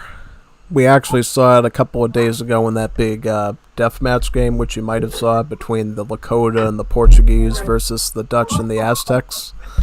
And basically what happened was it turned into an intense World War I style trench warfare along this river, where people kept crossing the river, kept building on the river, and kept throwing themselves forward. And eventually Aztecs, wanted to break the stalemate, so they started putting up their fishing boats into the water and started attacking from the flank right here with their canoes. And, from there you can watch the rest of it to see yourself. But let me tell you, it was pretty interesting because thanks to the House of Fanar natives, the Aztecs were actually able to field battleships onto the water as well, which you wouldn't expect the Aztecs to do since they're like a Native American civ. They shouldn't have these big giant naval vessels, but they were able to field those and start blasting them with their broadside attacks. It was really a very intense skirmish. So, do you want to see some action now? See some gameplay? Yeah, definitely. Alright, so I'm going to boot that up right now and we can go through that. So, we got Elias Germany once again. Probably one of the best Elias civs we've seen so far at this point. HOA 1v1 in one shape or another seems to get the job done in like 90% of the games, I would say, or more. I think I saw them like lose once to Russia recently, but overall, this Elia HOA 1v1 deck always seems to work pretty good here, I would say, for sure. And they're going to be fighting against Pia de Familia Provedor, the French. And France will certainly be a pretty interesting comparator here because, France is like middle of the road in terms of Age of Empire civs. They're kind of middle of the road because they're not like gods at anything in particular, but they're also not weak at anything either. They're just kind of good at doing everything almost because they're not bad at it. If that makes any sense at all, because they seem to be pretty well rounded in everything they do. Thanks. I think today played Civ Star, France, USA, because of their abilities and their shipment. And they're like bonuses. Every Civ France has better wheels. Germany has settler wagons plus Ulans for every shipment, and USA has many options native. They have many, like they can do banks, they can do mercenaries in H2, they can do so many things, and I think that's those bonuses that they get are stuff that makes them popular to play. While some civs like Native American civs like Lakota and Haudenosaunee aren't played as much because they don't have such crazy bonuses. Like you said, I on your channel at least didn't see any games Native American civs except like here and there like Aztec plays, but still I think they need to get more bonus. Yeah, I heard a lot of complaints about that too, like with the Inca, that the Inca, to some people at least, were just another clone of the Aztecs with just a couple of things mixed around or something. Like, they were expecting more from the Inca, and they just wish they had more stuff, I personally like the Inca because they have that sort of economic boom thing that the Dutch benefit with, right? Instead of the banks with the coin, the Incas do it with the food, with the concha houses, and you just get a really good economy going. And I always like to do the concha house build order with them because it seems to work a lot of the time when you're dealing with either 1v1s or team games, I find. Yeah, Inca are good on water, particularly because of those pincha raft, and as you said, they can boom like Dutch because of those cancha houses. And if you also get cancha brewing, you can get 96 food per second plus the wood intake, so it is a lot of free resources you are gonna get late game. Cancha.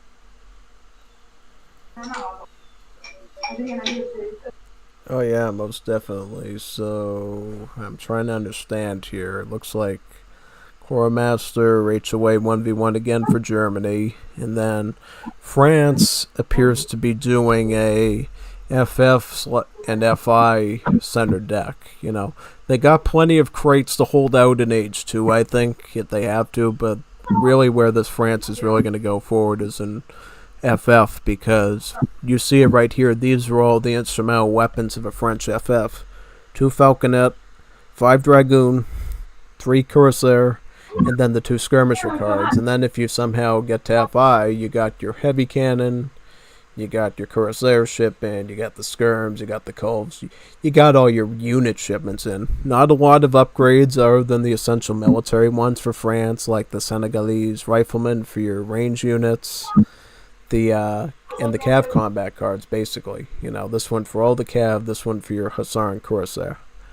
got the factories, of course. It's mostly just trying to grind down your opponent with really good unit shipments. And that generally works pretty good for France. I'm just worried for them a little bit here. If they don't act quick enough, that Germany's just going to outscore them again and, clean them up under the rug. They seem to be doing a little bit of fighting, I can tell. I mean, I already see musketeers coming out somewhere here, right on the forward side of the river. And we're going to see if these musketeers can actually... they're going to get one casualty in right away. So that's perfect. Germany's making a barracks to counter that action, and they're probably going to go full crossbowmen to beat this at this point. Yeah, I got for me, it didn't seem like France was build any military units, because I saw they didn't do naked FI or FF, and they were microing that FF build. They had enough coin, they just needed to send 700 coin, put wheels on food, and they would start hedging up around 6 minutes. But I don't know why they first shipped 700 wood, because you don't need to build any infrastructure in the beginning of the game. You don't have enough resources to build masts. So currently they got 10 military unit top, and they are gonna build so many houses. They aren't going to be able to produce as many units as they need to take down Germany. In Germany, I think they don't need to build any units at all, because if France tries to raid in their base, they can always put villas in the town center. Plus, Uhlans can raid enemies, and it just doesn't seem sufficient enough. Oh yeah, definitely. I found it kind of interesting there that the Uhlans were actually able to stop France's initial stable and siege it down, and now France is trying to build another stable so they can get some Hussar out, it looks like. They probably know about the crossbowmen coming in from Germany, potentially, and they want to be able to prepare themselves with some sort of Hussar response to that. Are they going to get another... Oh, they actually got another settler. That was good for France. Every kill you can get against Leah is probably like a gold mine at this point. Just make sure that you retreat quick enough, right? Minutemen, that's a sign to get out of there. Crossbowmen as well, because now you're going to lose some of your units here, and hopefully it's not all of them. He could get caught in, if correctly, he can get Minutemen, crossbows, barracks and crossbows from TC at the same time, and it would just be a massacre for France. Oh yeah, you could get the 8 crossbowman shipment paired up with the barracks, and that's a big power play to go against heavy infantry with. And the only thing they'd have to worry about, of course, would be Hussars coming from France, which they could totally do now, because they are going to do Hussar. They're going to ship in 3 of them from the home city through their card. One thing France wanted to do before retreating was they wanted to wipe out the Minutemen, since they were down to their last hit point. And looks like now France is actually opting to take out the crossbowmen because they outnumber them right now. That I think was a pretty good idea. Some might say, why are you going up against skirmisher style units? But if you outnumber crossbowmen with musketeers tend to do really well against crossbowmen if they're outnumbered, because crossbowmen are really not dedicated skirmishers like the H3 skirmisher. Their multipliers are kind of weak. Their range isn't as much, so musketeers with the proper numbers can engage with crossbowmen properly. It's just not favorable a lot of the time to do that. But in this case, I think what France is trying to do is keep Alia's military to nil as much as possible, so they can stop them from really growing here.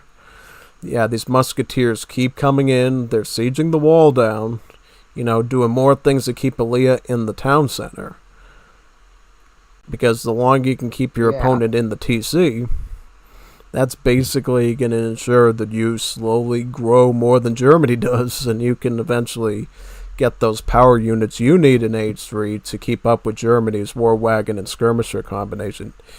And sometimes you might even be able to keep them from getting that far too, like right now. Like, he's got hussars now. Yeah. I currently see, like, I think France is mismicroing this because I saw he had 2 shipments, and I thought, like, he has a lot of resources, he's trying to age up, then probably get age 3 shipments in, like, probably 2 Falks, then 3 Curs, but he just seems to forget about his shipments. Like right now, he has a shipment in Q, and he's still producing units. He isn't aging up, but he doesn't send any shipment that Yeah. he did earlier. Yeah, definitely. Just forgets about it.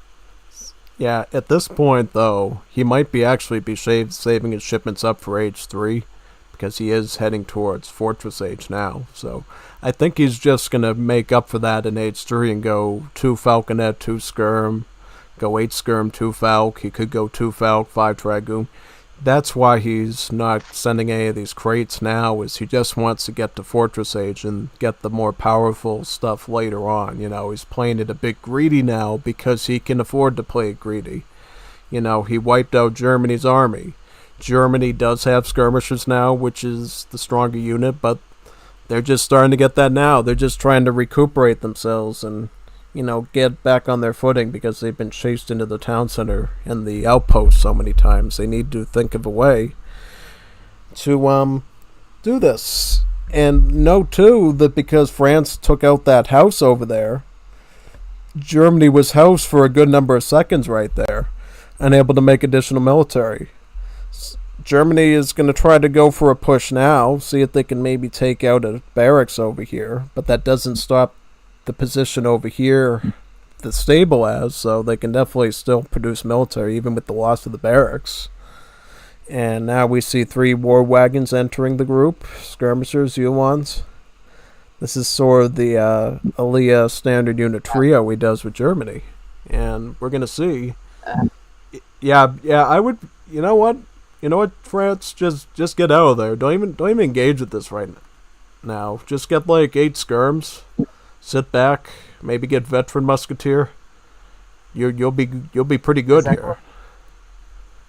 As I watched in the last games, he always goes, but it seems war wagons are just too OP of a unit. They have 47 ranged attack, and they have multipliers against half. So if enemy isn't building any cavalry,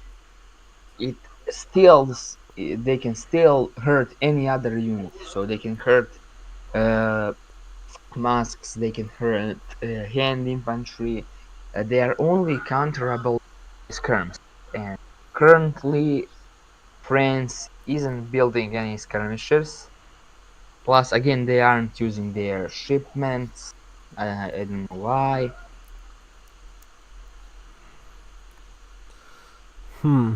This could be this could be a good idea or it could be a bad idea. They seem to be just dedicating to full Dragoon right now instead of Skirm.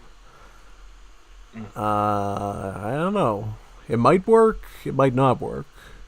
Technically, it's not the worst idea because the one thing the war wagon lacks is actually pierce armor. So technically, these Dragoons are dealing a total 26 damage per shot against the war wagons. So that actually does a pretty good amount of damage to them, statistically speaking. Yeah, but the war wagons are also doing 47 damage to veteran Dragoons, so they are doing like 20 more damage. Plus, they have double the HP. Oh, Black Riders. Also,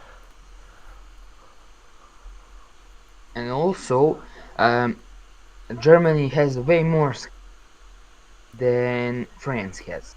And Germany also sent, I see now, both of players are building, but there is no cavalry. hand cav on the field. There are skirms. So both of them think the opponent's gonna build Germany thinks, oh, France is gonna go Haas. And I saw he build a few stables, so he might even go Curse. And France is thinking, oh, it is Germany, he's probably gonna do some Ulans.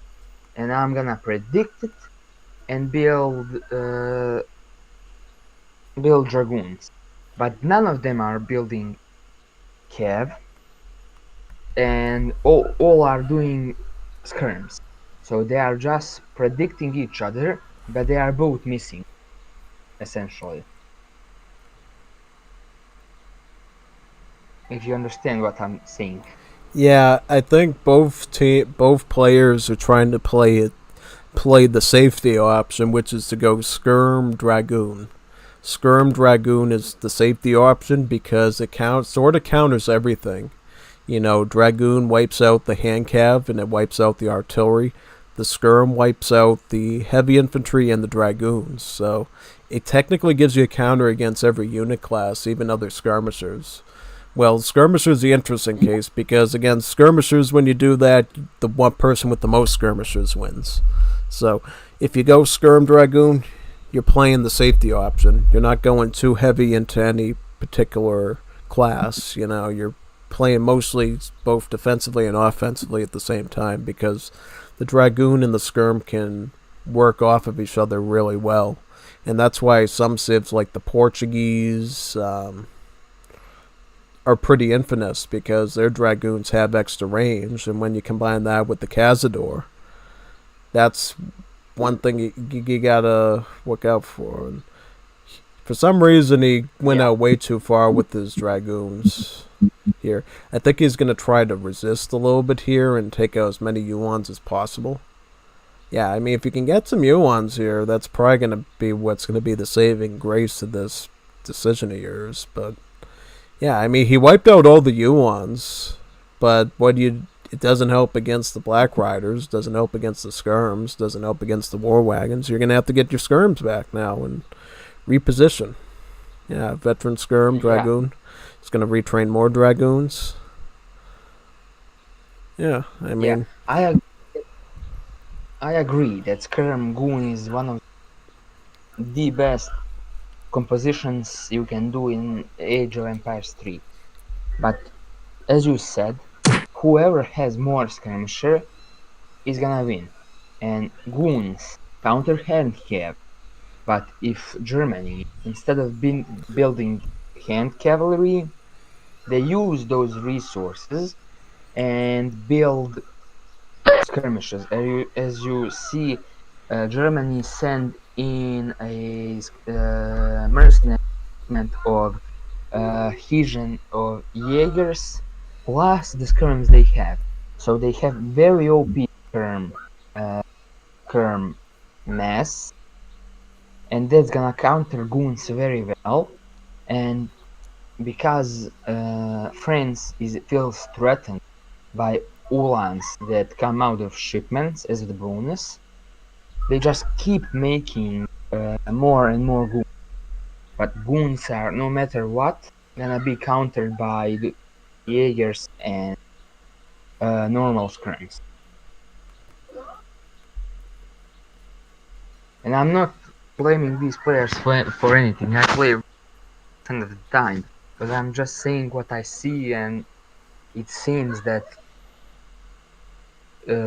France is doing goons on blind. Well, there is one thing you can do if you're undercutting skirms in this composition, which is to actually get some form of artillery. You know, if you get artillery, dragoons, skirmisher, you can sometimes do better with that, but you have to micro it really well. It requires a lot of control group micro, and it can cost you a bit too. But thankfully for France, though, you get the 2 Falconet shipments, which this France actually has, so he could conceivably do that if you feel like the Jaegers are getting too much. Yeah, so, I yeah. don't know if France did send 2 Falks and they lost them because Germany had Calves and friends didn't micro their falconets, and they just lost them both. Yeah, they burned through their falcons, and that probably made them want to resign at this point.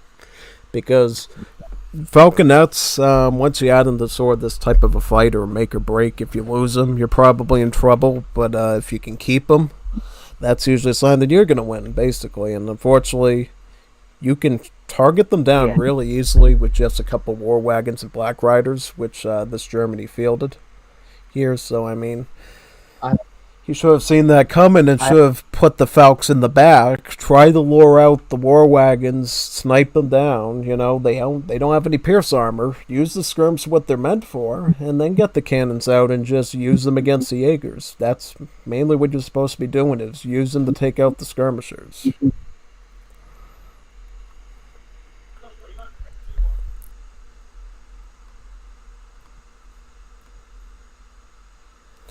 I'll say this though, I mean, at least the France here did out resource the Germany, so he was a much more competent opponent, I think, at least from a macro standpoint. He seemed to know what he was doing here. And then militarily, it looks like yeah, Leah did great with the army, and it seemed like France just wasn't getting it done. They weren't picking the right engagements. I mean, they did great at the start, and then they just did worse and worse and worse as the game went on. yeah, They should have just kept doing as good as they did in H2 and kept up with that. Not give Leah the chance to group up a bunch of skirms and black riders and war wagons together, and he probably would have evened it out. But you gave Leah just a window of opportunity to just get that army he needed. This time it didn't come down to economy. You know, your courier de bois macro, because it was unwavered, outdid his other wagons. It just came down to pure combat. And you failed in combat, and therefore you died. I mean, you're doing better than a lot of the other people who dies just to the pure macro, but you need to work on the fighting too, is the final piece to get through the Aliyah defense of walls and towers and the skirm and dragoon combat. I feel this game has been way closer than the last two games we watched. Last two games it was one-sided from the start. This game had many ups and downs, but again it was great games. Both guys played good, and it wasn't that far away. They both had their chances, and I think Lea just used them better than French player.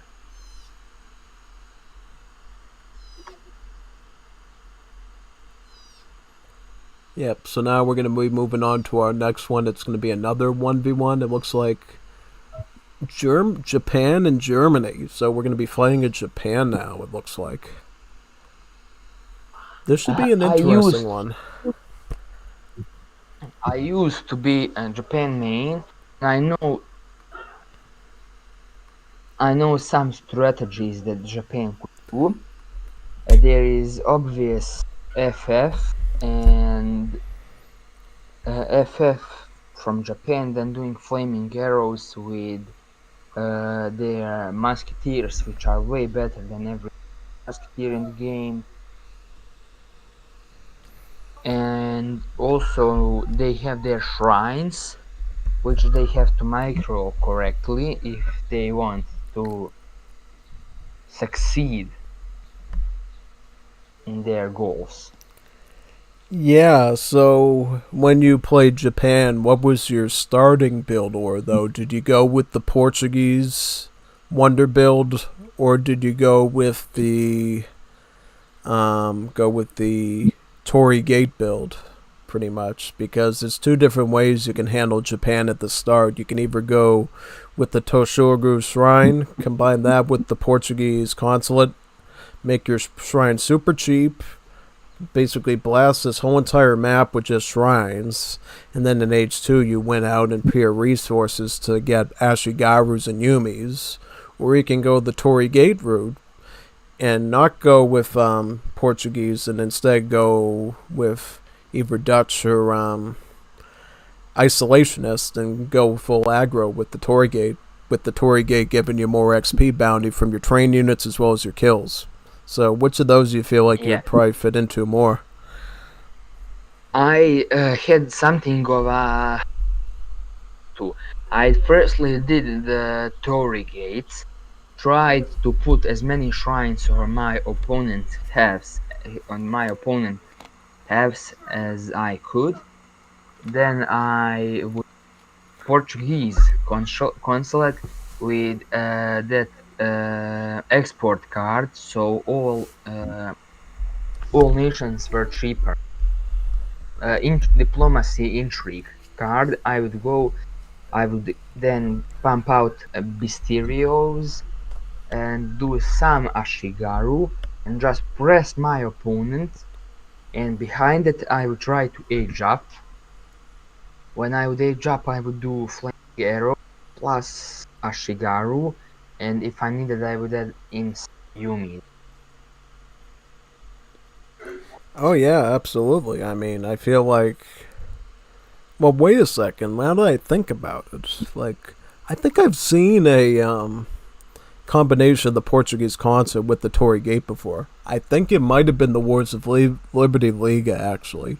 I want to say it was the Wars of Liberty League. I've seen someone combine the two because I was thinking, hey, well, don't you usually use that with the Toshagu Shrine to go full greedy? But I guess you can do it with Torii as well. It's just lesser, maybe known or less used or something. So yeah, maybe definitely a bit different. So Yeah, map wise,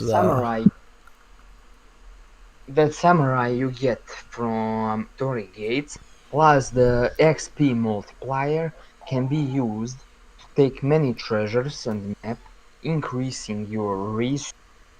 Plus, because of 1.6 multiplier of XP, you can get much XP and then get many cards out, and even you can do 700 coins, 700 wood, and then you don't need to do any other cards in age 2, and you can just wait till you age up.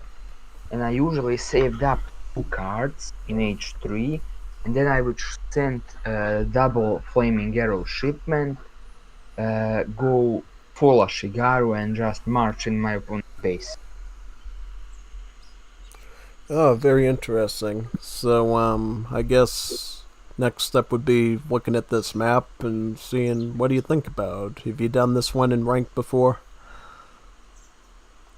This 300 food build is, I think, the newest meta or main build, because with those 300 food you are supposed to go with Torii Gates, and if you age up you one samurai to negate all your enemies' rushes. So if enemy is planning to rush you, you do that 300 food Torii Gate, get samurai, and siege any offensive building that in the right place.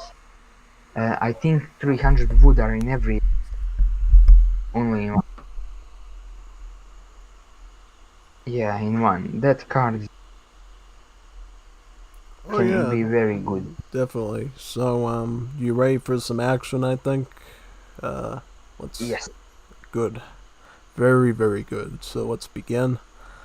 And we're gonna see Germany go up against 1-2-3 Japan. This should be kind of an interesting one to see. I mean, I think in general for this entire week and the last week, in terms of covering, the Aliyah HOA 1v1 games, I've sort of been learning along the way, like what sorts of economic philosophies and setups does well against the Aliyah Germany. So the only sort of build that seemed to really knock out Aliyah so far was the Russian aggression.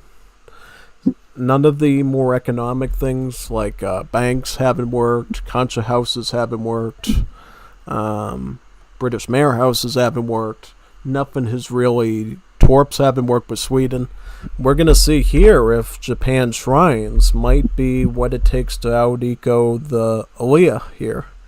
And if it does, it's the first sort of economic, sort of like defensive boomish strategy we're going to see that actually deals with Aaliyah properly, because we did see British try to turtle against Aaliyah before, and it just didn't, do anything. He got a good wall up. He was able to keep Aaliyah at bay for a while, but once the fighting really got underway, basically, Germany just won with the war wagon and the skirmisher combination every time, even against longbowmen, which I was pretty surprised by.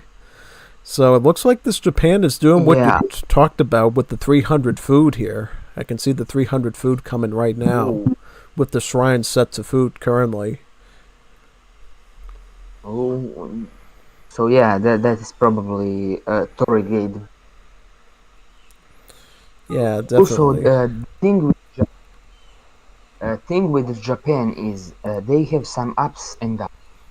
Their up is that they have two awesome explorers, and their ups are, but shrines can also be their down, because when you look at it, many herds are when you at some point have placed those shrines on your opponent's, and if you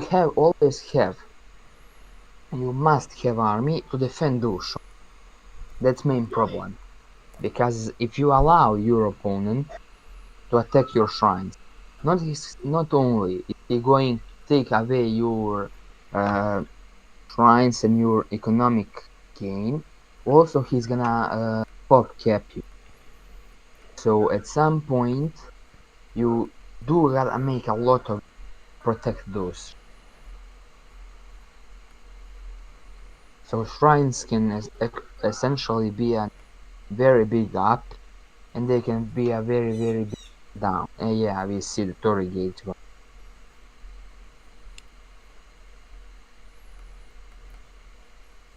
Yeah, definitely. So he indeed went with the Torii Gate, it looks like, and has about 3 shrines up around the base so far. And it does look like Germany is doing the HOA 1v1 once again. So we're going to see that combination of mercenary and cavalry play once again by Aaliyah. And we're going to see in the end if Japan, going with the Torii Gate start, will be able to deal with that properly. We'll have to see, though, because I feel like technically Japan does have some good units here to deal with Germany, but I just don't know against Aaliyah how that's going to work out for you. Like, yeah. I mean, they're getting the market right now, so I mean, they're going to be playing pretty economically here, it looks like. Yep, they're going to get the Hanami parties to boost up the cherry orchard gathering. They're going to get the mining upgrade. They're going to get civil servants, which is basically like a wheelbarrow style tech that benefits all the natural resources. So they're playing economically at the start, and then they're going to get 5 shrine wagons. And do they have the other set of shrine cards? No, they don't. So this is one way you can do shrines, is instead of building them yourself, you can use the 5 shrines card to build the shrines with the rickshaws instead. Yes, and you can send that card 2 times. So essentially, you can send that card 2 times and fully pop yourself all the way to like 140 population. And if you invest in Ashigaru and you manage to put all those shrines down, you don't need to use 1400. You can send two cards instead. And Japan micro this. Said earlier that samurai you get from, you need to get him across the map and scout with him, so you see if your opponent is going to place any forward barracks or something, because if he's putting up something with 2 wheels or anything, that samurai has around 60 base siege attack, and he can easily take down, and he's just leaving him in his base. So Yeah, I don't know. definitely. I'm just, let's see what Germany's doing for a second. I want to see where they are. So yeah, they went 3 set the wagon, 2 set the wagon. This HOA 1v1 uses eco theory instead of capitalism, so that's a bit different. I think in this case it might help Germany out if they're not so much worried about the mercenary aspect. They just want to have good food and gold options as well in terms of military. Because of course, for the set the wagon, economic theory is 20% improved gather rate, not 10%. So it's actually kind of a serious upgrade for them, and for you too. So it looks like they might have a bit more resources coming into this match than they've done in the previous ones, at least in terms of food and wood against Japan, which might help and might not help. We'll have to see. Germany going with some initial aggression with their free yuans from the cards. They're going to be met by some Ashigarus though, so they're going to be forced to rout from that. That's the good thing about having shrines, I think. When you're dealing with villagers, things like yuans and hussars have an easy time raiding and hurting that. With the shrines, it takes hand cavalry a good amount of time to burn down one of those shrines for you. And depending on how close they are to the base, which most of these shrines are right now, Japan can defend every one of their shrines right now. So that means basically their economy is immune to raiding right now, which is really good for them. Really good for them. And another thing Japan is doing too, which I think is pretty neat, they're going with the Dutch consulate. That grants them a little small coin trickle, and then they can actually ship in a bank wagon as well with that, and a church. The church grants them access to European technologies, and an experience trickle too, since churches in DE do trickle some XP, and then the bank obviously gives you much more coin as well.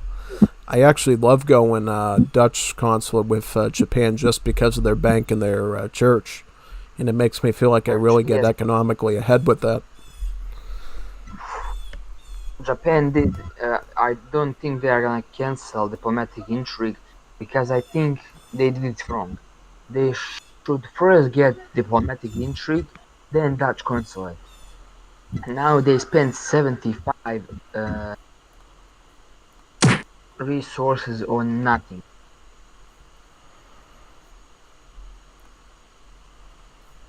But who am I to say anything? Yeah, definitely. Influence. Yeah, I mean, in terms of military, usually the Portuguese is the better starting military option for the Japanese, because they can go full Ashigaru and then complement them with the Bestiero crossbowmen from the Portuguese. But when you go with the Dutch, they don't get a skirmisher, they get the Stadthader or the Blue Guard Musketeers instead, so it's all heavy infantry, which leaves you totally vulnerable to skirmishers against Germany. Yeah.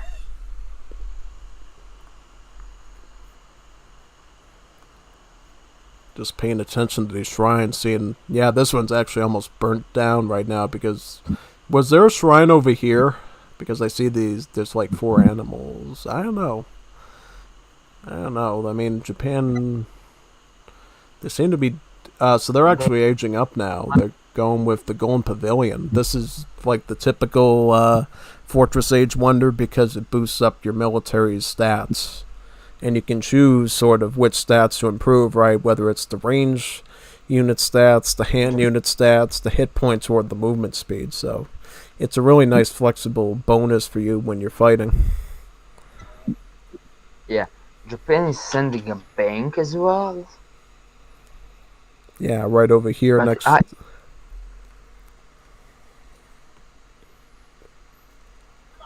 When I used to play Japan, I first go Portugal, Basterios, and when I managed to fend off myself, and when game got into age 3 and everything was partially already clear to me, then I would get the Dutch, then I would get the church and the band.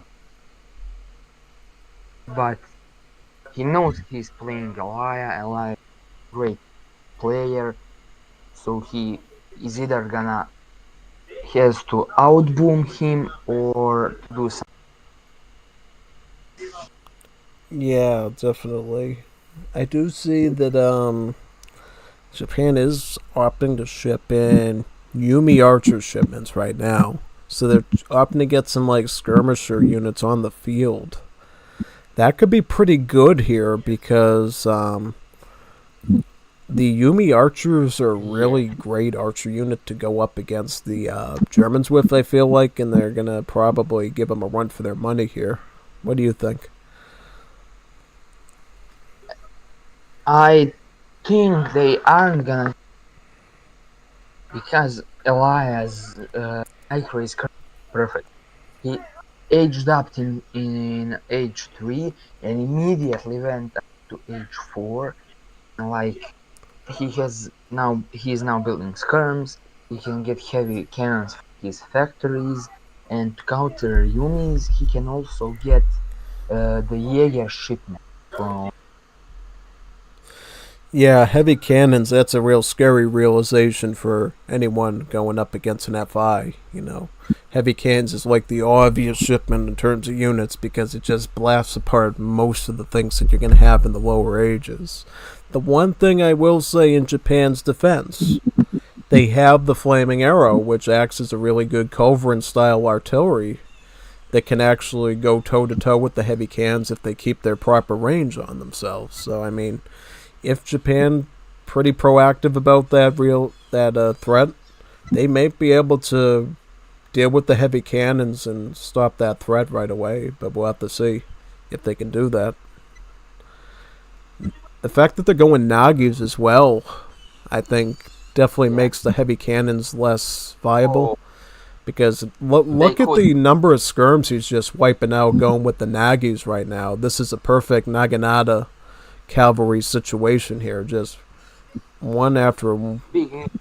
This is excellent exchange here by Japan. Oh, they're taking out villagers as well. The samurai's still alive and taking out Yuans. That starting samurai is still having. This samurai is invincible. This is the last samurai, literally. Yeah, fortunately, finally dropped. But he did a lot of value, though. Germany's villagers just getting. He actually had to ship in. Did he ship in Doppelsolners to stop the? No, he trained Doppelsolners to.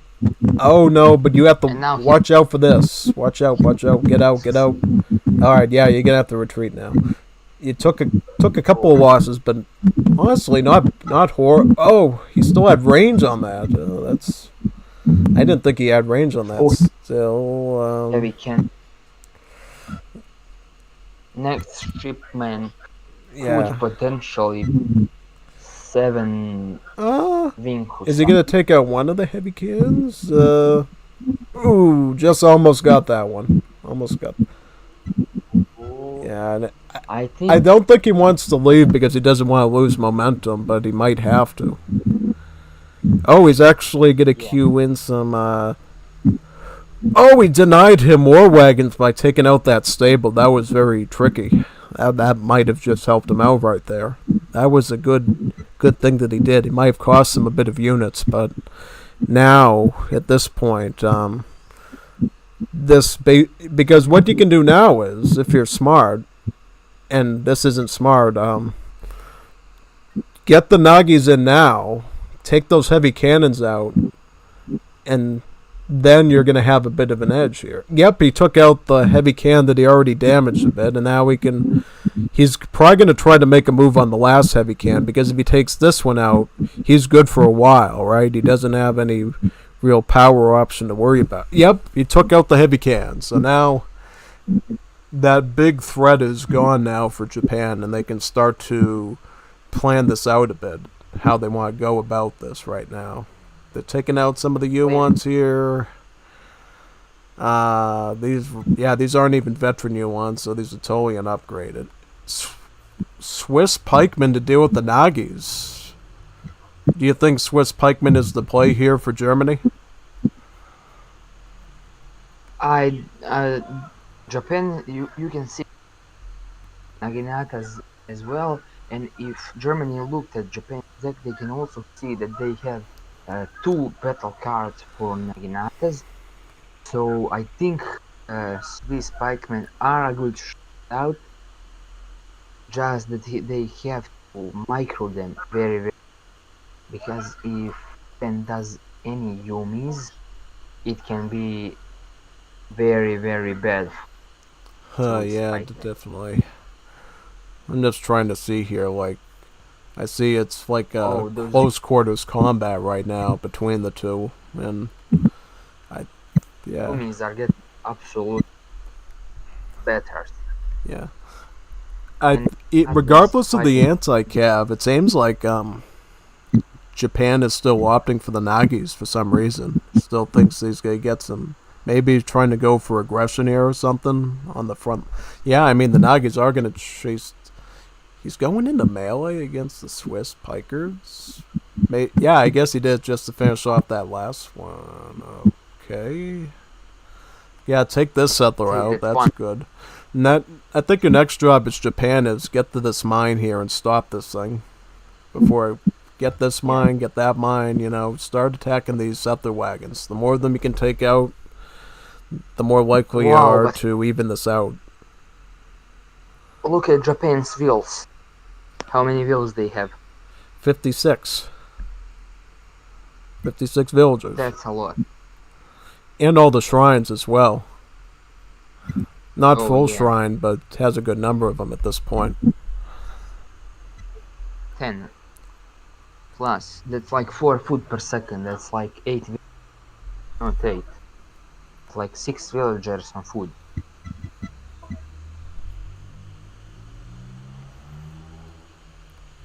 So is Those good. shrines are like, Yeah. Who resigned here? I'm curious. Who did Japan actually resign here? pain.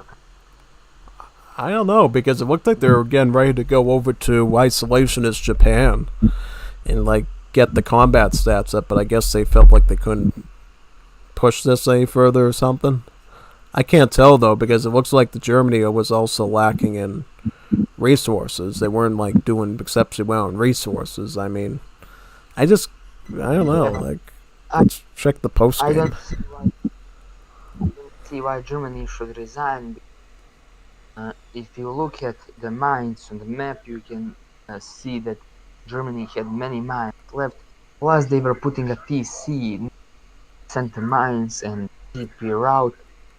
Plus, they won a fight like 10-20 seconds ago. So I think Japan resigned. Yeah, it's kind of unfortunate because I feel like they could have kept going if they wanted to, but I guess they were frightened of wasting time or something here. I guess one thing I think was probably worried for them if they saw it was did they see it technically? They didn't see it, but if they knew that they had factories by now, they were probably scared that heavy cannons were just going to start popping out of this thing because Leah loves heavy cannons from the factories, and that would have been one thing that if you couldn't clean it up quick enough, that would have been fatal for you. So, but he didn't see that, so he didn't have that information at the time to make that conjecture. Yeah, and also there is 7,000 core. Maybe Japan got demoralized or something. I think at this point we're at a similar crossroads as we were with the French versus Germany game. The Japan was able to out macro Germany again, but unfortunately Leah was the better combat fighter, and that's what led to the death of the Japan. They had the resources to keep fighting, but they just didn't have the combat skills to do it properly. So I think now we're sort of seeing a bit of a different situation because sometimes I've seen people have really bad strategies against Leah and just completely get blown out of the wind by him. But now we're getting people that can go toe to toe that just aren't fighting the way that they should against him, and it's costing them everything. Yeah, just very interesting situation to say the least. Do we have any DLC saves? night. I'll look. I'll look for some DLC civs here. See if we got anything. Because I know sort of like what all our stuff is.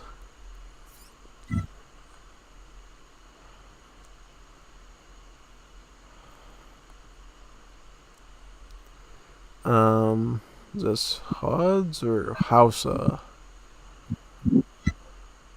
We could skip to some of the ones down here as well. I mean, I'm just trying to see civ-wise. I can do anything.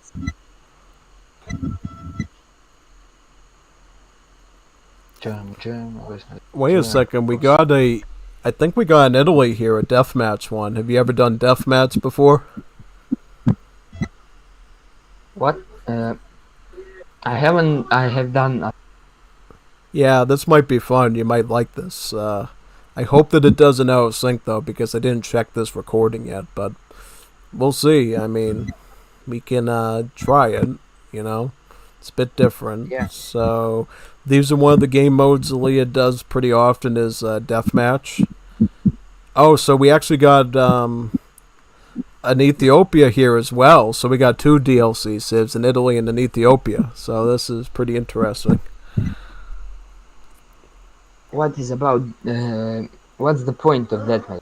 So deathmatch, as you can see in the resource countdown here, you got 20k of each starting resource. 20k food, 20k wood, 20k coin. And you start out in post-industrial age is like the age that you're in. So you get all your like veteran and guard upgrades and everything. And what you're supposed to do is take all those starting resources, get right to construction, and start going at your opponent right from the get-go. There's no age 1, no age 2. It's constant fighting, constant battle, constant planning. It's like you're getting dropped into later age with a bunch of resources, and it's like total war at that point. Yeah, I think Alaya should be pretty good here, but because in few last games that he can get out, but he has very composition units, knows how to micro.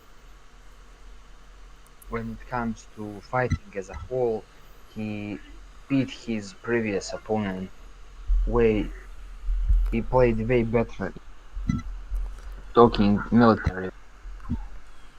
Yeah, so when you look at a map like this, if you were going to be dropped in the middle of a late game without any starting game, how do you think a map like this would affect like total war style combat in like a major battle? Yeah, about that question, I think that as we know, Italy has very good Bersaglieri skirms. They are one of the best skirms games currently. I think Italy could do like a skirm goon composition because Ulan's for free, and also Ethiopia has very good elite history. So I think skirm goon for Italy would be best composition, and France do heavy cannons plus curse, while Germany and Ethiopia can do like together they can do. Germany can produce heavy cannons. Also there is those how are they called? Yeah, definitely. You ready to see what deathmatch looks like for the first time? Yes. Alright, let's start this up and you'll see why it's a pretty intense mode, to say the least. So first thing you always do with deathmatch, you start to build your church building immediately. Why do you do that exactly? Because it has mercantilism. Mercantilism for this start of the game actually grants you about like 4 to 5 shipments because your shipments are so cheap at the start of gameplay. And mercantilism gives you like 2,000 experience points. It ends up leading to like 1,000,000 shipments. So we're going to probably see that be researched in a second. Yep, here comes mercantilism right now. And when's... Immediately. Look, 4 shipments ready to go. Actually, 5 shipments. So riding school, stonemasons, fencing, your Baldini, and Alpini. So you start to get your first 5 cards right away. Germany did the same thing. Wow. They're getting riding school. They're getting Spanish riding school. They're getting cav combat. France, they're getting their Royal Fencing School, Riding School, Wilderness Warfare, Cav Combat, and then Ethiopia. Ethiopia sadly doesn't get mercantilism, so they're kind of at a disadvantage against a lot of the European civs, and that's okay because they get some other stuff that they can work with. They obviously get influence. 20,000 influence is a resource, so they can definitely use that to help themselves out. And also, if you're an Asian civ, you'll get 20,000 starting export as well, so you can start right away with consulate units too, which can offset your expenditure on the 3 main resources. So we see right away this square formation of dragoons go up against Neftanias and javelin riders. So we're already starting to see a bit of that dragoon skirmisher composition here for Ethiopia. Whereas Germany here, Leah, is going mostly Yuan. They also have their tavern up. Leah is no stranger to mercenaries in deathmatch. If he thinks Jaegers will get the job done or any mercy has, he'll do that. This is one of the more powerful units for deathmatch, though, is the Sevastopol. The Sevastopol is a really nasty mortar you can use to blast apart both units and buildings with, and it's a really heavy hitter. Do you use Sevastopols a lot in your regular games with Ethiopia? No, I don't have any VLs. Oh, you don't. So this is a first for you, seeing how Ethiopia does stuff. No, I have seen Ethiopia play and also whole mortars in Age of the World mod, like with Egypt and Morocco. You can play Sebastopol. Oh yeah, I mean, definitely. I think in general, Ethiopia is probably... I like Ethiopia better than House and myself, but some people say House is a stronger civ. But I don't know. The good thing Hausa gets is the Akanakobia natives that they can make. Whereas I think Ethiopia has some good Portuguese-related builds where they can mass up their regular units like the Gascania with the Besteiro crossbowmen to Portugal and do pretty well. Somalians as well. Oh yeah, they got Somalians too. Yeah, Ethiopia can age up as the Somalians. Get some of their units. And as I said it, Italy is doing Dragoon with some skulls. Yep, they're going Basiglieri with the Dragoons, and then they got the Spingard Culverins, which apparently the Mediterranean DLC civs are the only ones with Royal Guard artillery. They both get Royal Guard Culverins, and you can tell what the Spingards are because of these wooden triangular boards that they stick over their cannons. Yeah. Yeah, Culverins are a really powerful unit for deathmatch because they're really good for fighting cannons and draining your enemies dry if they keep throwing cannons at them. But as I'm looking at it at some in that match, if it's real stalemate, people are forced at some point to make filters, am I right? Because as I see Germany at 4k goal, this battle kept on going until 20th or 30th minute.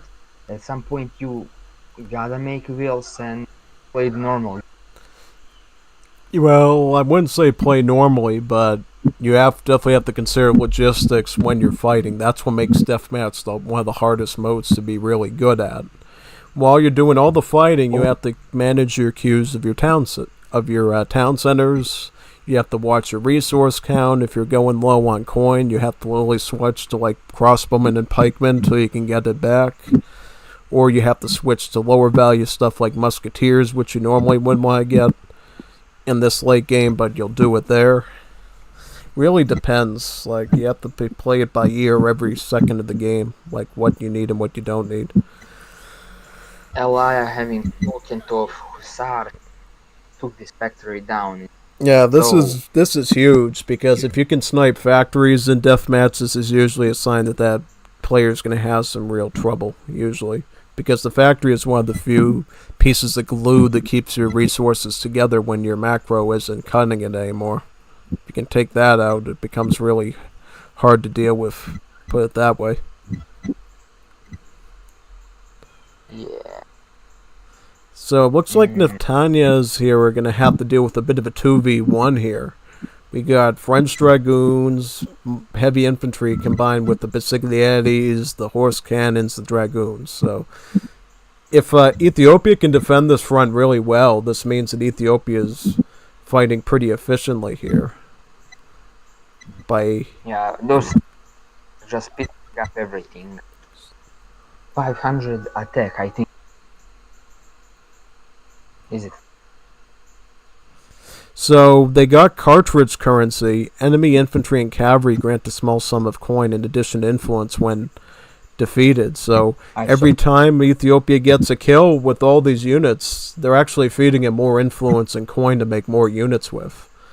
And that alone is going to make fighting better for Ethiopia, because the more kills they get, the more units from the palaces they'll actually be able to make, which is really good, including the Sevastopol's and some of the other artillery. Like that. Look at how much coin and influence he made off of that exchange right there. That was really good for him.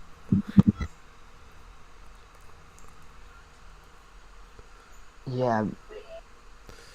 Petards. He gets 5 coins influence for every kill, and if he trades normally opponents, he can trade with him, but he gets more resources. So trading as Ethiopia, like man for person is very good.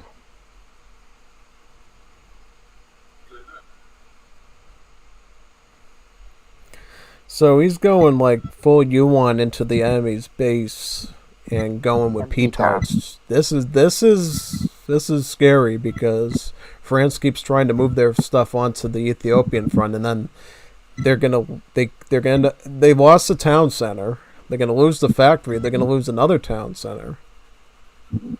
Yes. This is not good for France. France is getting blown up everywhere. Yep. I mean, this is what I talk about because instead of petards, cowboys have those black powder cars, which are cheaper than petards, but do the same damage as them. I think that's just too OP.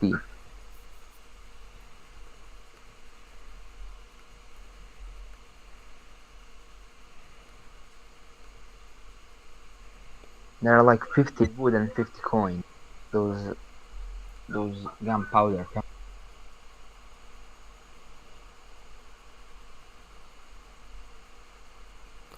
Yeah, I mean, this is really good work by Aliyah to just relieving pressure from Ethiopia, because not only is he relieving pressure for his ally, he's also weakening the enemy by taking out factories, taking out town centers. Every time you take out the town centers, that stops the queue of your enemy's villagers, which leaves their economy more vulnerable to shortages, like the one we see with Ethiopia. Like, notice how their coin's almost down? Enemy will start going through that too, because look, France, they're out of croissants and frog legs. They're not eating any food anymore. They're basically, they've only got francs left in wood. Not a lot. That was a good exchange of yuans right there. Taking out remaining Basigliates, taking out some dragoons. Not a bad play by Germany there. Yeah. I just how much money is a legacy version? Yep, more P-tards on the way. France is going to try to intercept with musketeers now. I have a question. How Age of Empires Legacy Edition? How much does it cost? How much does the P-tard cost? No, Legacy Edition for Age of Empires. Like, how much does the game cost to purchase? I believe it's $39.99 US. Quite a lot. Because they want it's a marketing scheme to get you to buy Definitive Edition over the old game. Oh. Yeah, but the thing is, what they don't tell you is it's the only way to play Wars of Liberty, and technically Wars of Liberty has more content than Definitive Edition does, so that's the catch-20. That's sort of the trick that most people don't know about. For the everyday person who doesn't know what Wars of Liberty is, they think, oh, that's a horrible price, but when you realize what Wars of Liberty is, then you sort of realize that it's not as much of a bad cost as you think, because Wars of Liberty just has so much stuff compared to DE. It has World War One. It has a bunch, actually more civs by far. I mean, yeah, that's basically it. Yeah. Like you buy the Legacy AW3 just to play the mods. If you're just playing the regular game, it's an expensive buy. And I will tell you too, there is still gameplay on ESO of the Legacy game, just the Asian Dynasties and stuff, but it's not as common, But I feel like there's always going to be Legacy gameplay just because people can't afford the Definitive Edition. They're just going to, and they don't have the hardware either. That's another selling point with it too, is hardware. Because the Asian Dynasties, I was able to play on some pretty old computers before, but for Definitive Edition, it'll just freeze up and crash, Like, look at what happened today in the stream. I had too much settings I had my video quality too high on my streaming, and it froze the game. But when I do Wars of Liberty streaming, it's fine when I do that. So, I mean, it just shows you how much resources using Definitive Edition can actually use up compared to the Legacy game. So, it just... You have to balance it out with any purchase you do, really, and have to understand, like, what's the odds you're going to get a gaming computer, one that can actually handle Definitive Edition for whatever you need it for. If you're going to just play it casually by yourself, it's like a thing you do, you probably don't need as much specs on it. But if you want to make a YouTubing career out of Age of Empires 3, you need to consider the specs a lot and what sort of gaming computer you're going to need to be able to adequately stream the Definitive Edition on, Because technically, because I had to bring down the video quality here, this means that we're going to have to view this stream in still high definition, but less high definition than I could in Wars of Liberty, which would be 1440. Here we're going to have to view it from 1080, which is a lot less, pretty much. Still good, and meets minimum requirements for good streaming of age games, but just not as good as I do with my recording, so I'm going to have to play with that a little bit when we're doing stuff. Anyways, this was a good fight. What did you think about seeing Deathmatch for the first time? I mean, Deathmatch, it seems way more, and it just keep the first stages of the game, that it immediately jumps to like part where you are worried about fighting, not building your call, but essentially it seems like it after a bit of time, after like 10 minutes, becomes just normal. Instead of age 2 or 3, it is age 4. So like for someone who likes to play more offensively and more like war game, it seems very good, and it might have to try it out. Yeah, definitely. So now we're gonna probably be moving on to the next game. Let me just Surprised I still have my tab open for the stream there. I probably don't need that, so I'll close that. I can keep this tab open, but yeah, why do I even have the stream open? Probably eating up my CPU doing that. Let me get out of that. Now we're Yeah, gonna be moving on. You were gonna say something? I have a question. You live in the US, Do I live in Europe? USA. Yeah, I'm USA. Yeah, East Coast. Yeah, for you maybe like what you said, like $40 for isn't that much when you consider everything. But like I live in Bosnia and Herzegovina and I'm a Serb. How much is your pay in America? Like how much money Like for what you get paid? profession? And like what is the minimal pay for any profession? So it depends on what you do. Obviously, some career paths are going to pay you more than other ones. Some a lot more, some a lot less. But one thing you get in, I think, a lot of states in America is something called minimum wage, which basically forces Yeah, the employer to pay you X number of dollars at least. For some states, it's like $10. For others, it's $20 an hour. And that's basically to avoid the employer treating you almost like a slave and basically working you for pennies a day. Which in other countries they don't have laws of minimum wage, so you can do the same work an American does, but for only 50 cents in U.S. dollars a day, whereas the American would be making like $15-$20 for that. So currency yeah, wise, it makes a huge difference. yeah. I was talking about minimum wage. Like here in Bosnia, minimum wage a month is 500, even less. In the part where I live, like $500 is minimum wage for the month, and average wage is like dollars.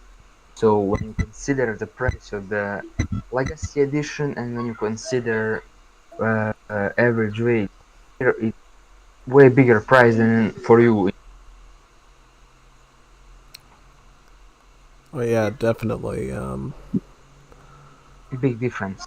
Yeah, big time. I found another DLC game here you might like. It's ranked FI Italy versus FI Germany. That might be good to look at. I think this one works. Yeah, any game works. Yeah. I knew you were looking for DLC civs before, so I figured I'd scout around for that for you in the collection. No, So, yeah. I, I don't want only like I can watch essentially just that I wanted because we covered a few games that had Germany and Spain in them mostly, and that's the reason I want to just change up a bit. Oh, yeah, certainly. So, do you think this one looks like something you'd be interested in? Yeah, definitely. Like any I like any I can Oh, even the that's. worst game. Yeah. Yep. Alright, so was this a This map you played on before? This one? yeah, this is one of my favorite maps because I played Turkey and there is a trading post very close to you, so you don't have to search for that trading post in the start. Also, you can send 700 wood and place dock and then go for some fish because there is quite a fish in both of these seas or both of these water parts. So you can stay in each room with docks on both sides if you know your opponent is gonna, like if I am Turkey and playing Dutch and I don't want, I'm gonna build a mosque, trading post, and then docks on both sides because I know you probably just gonna bank advance to age 3 and play your game. And to counter you, I would mostly place docks on both sides of the pond and just build boats, and that's like a 3 TCs. That's like three villagers per 20 seconds. Get with Turkish 3 villagers, I can easily get 60 villagers around 15-20 minutes. Then Yeah. just build the army and go H3 and more TCs to overwhelm you. Yeah, definitely. I think I think for this map, I think having water control is also good because you can. Let me just check the length of the.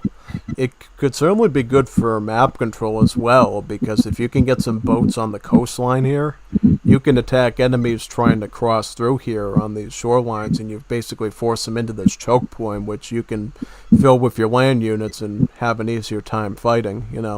There's a lot of manipulation of the terrain that you can use to your advantage if you have both sides of the water captured than you could if you didn't, because then you have to move that around a little bit more. You have to protect this choke point, this one, and this one. But if you have boats there, then they have to go through here, and you can, plan your infantry and units out properly to protect it and guard it with a lot of heavy artillery and stuff.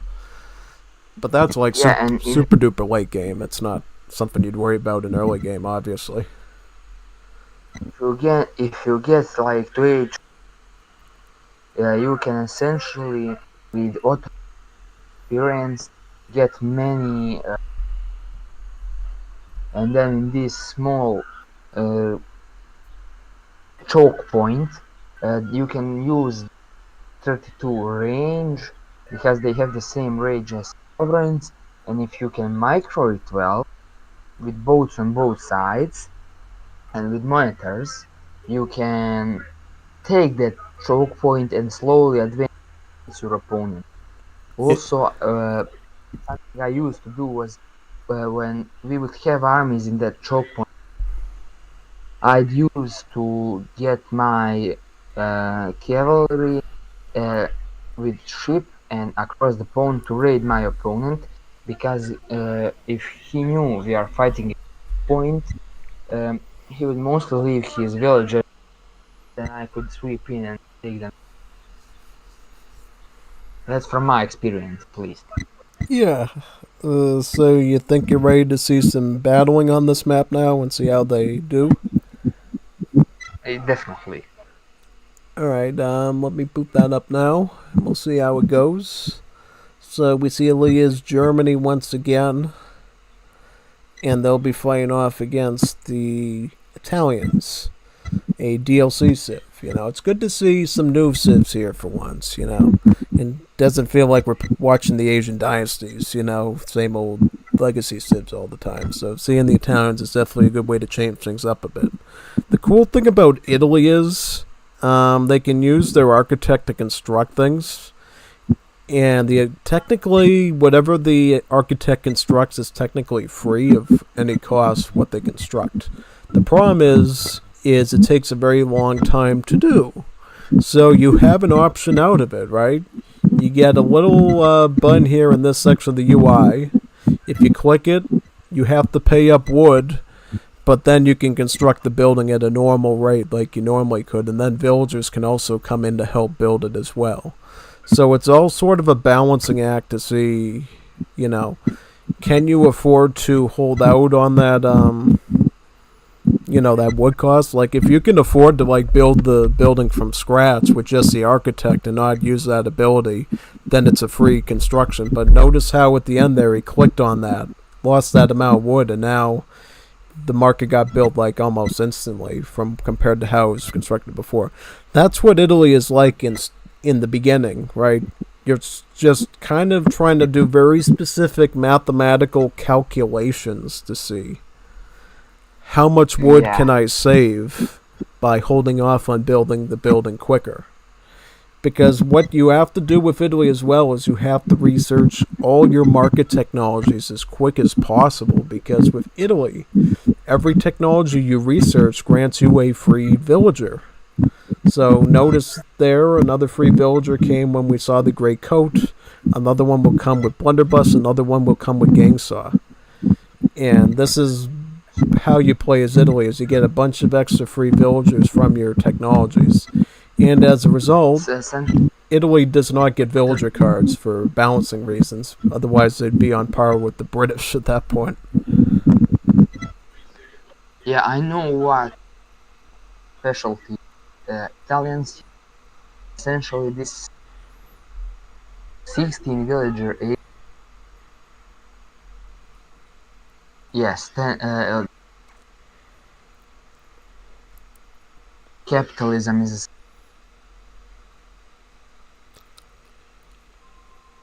Yeah, capitalism is usually the go-to shipping to go for here. I think I hear something ringing in the other room. Do you mind holding for a second? I'll be right back.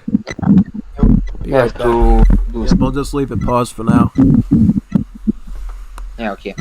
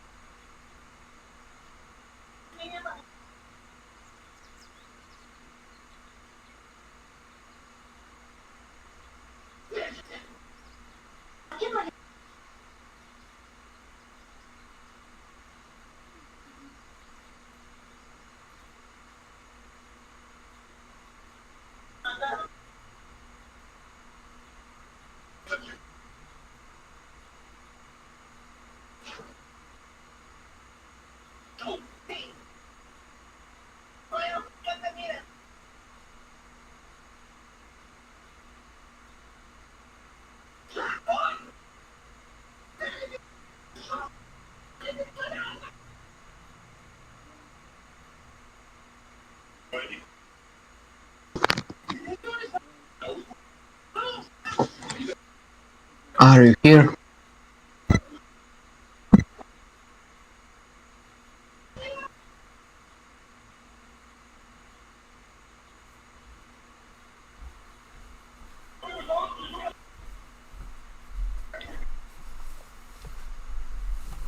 Alright, I'm back. Are you still here?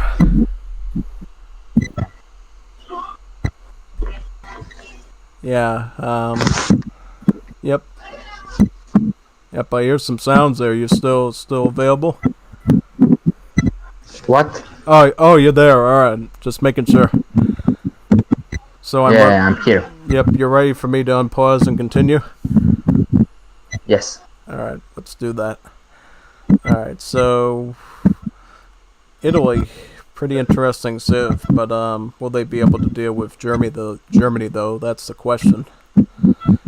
We did see another interesting card here, Advanced Politicians.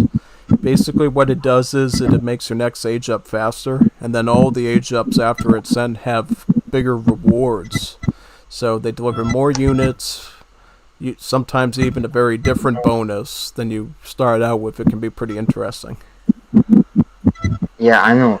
Also, I look as his peak is like 1200, 1250, and at this point is like 1200. So just that we talked about it earlier.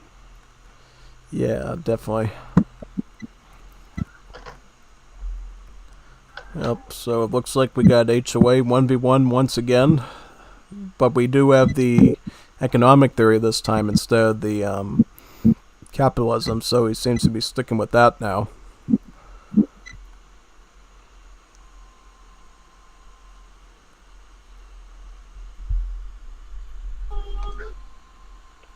Hmm.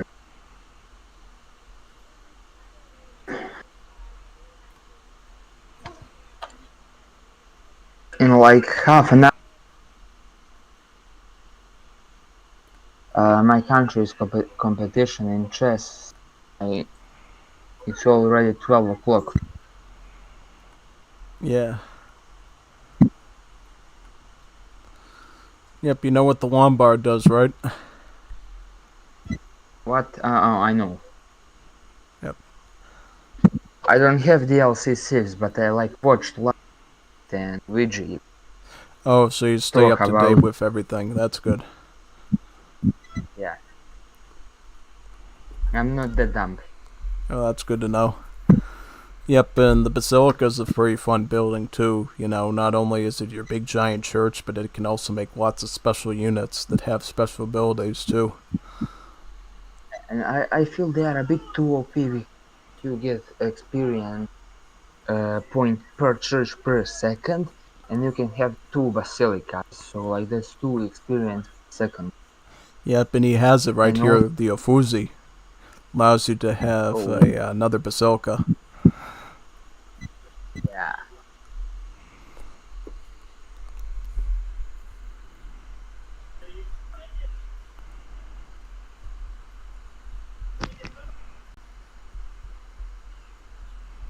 Hmm.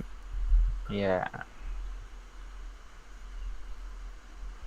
Uh, Italy has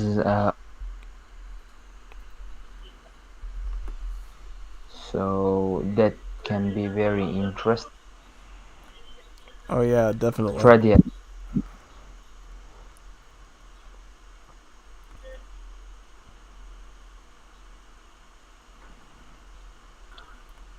I think the strategy for Yeah. H4 is turtle up, build like wall with your Lombard and uh, with houses, get that XP, get to H4, get Bersaglieri, then Papa Bombard, and roll your opponent. Oh yeah.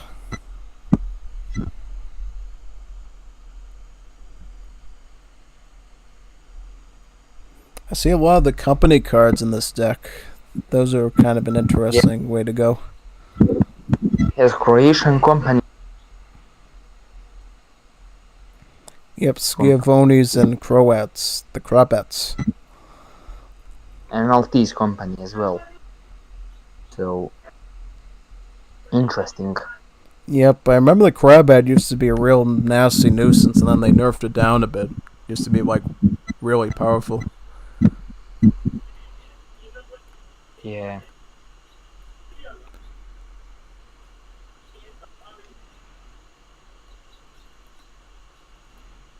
Hmm. I don't think Italy top those minutes. That's what 300 Yeah, of their resources wasted. yeah. Yep, and I see the Lombards at work as well. Oh, oh. So it looks like he deposited both food and wood into it, and he's getting coin back.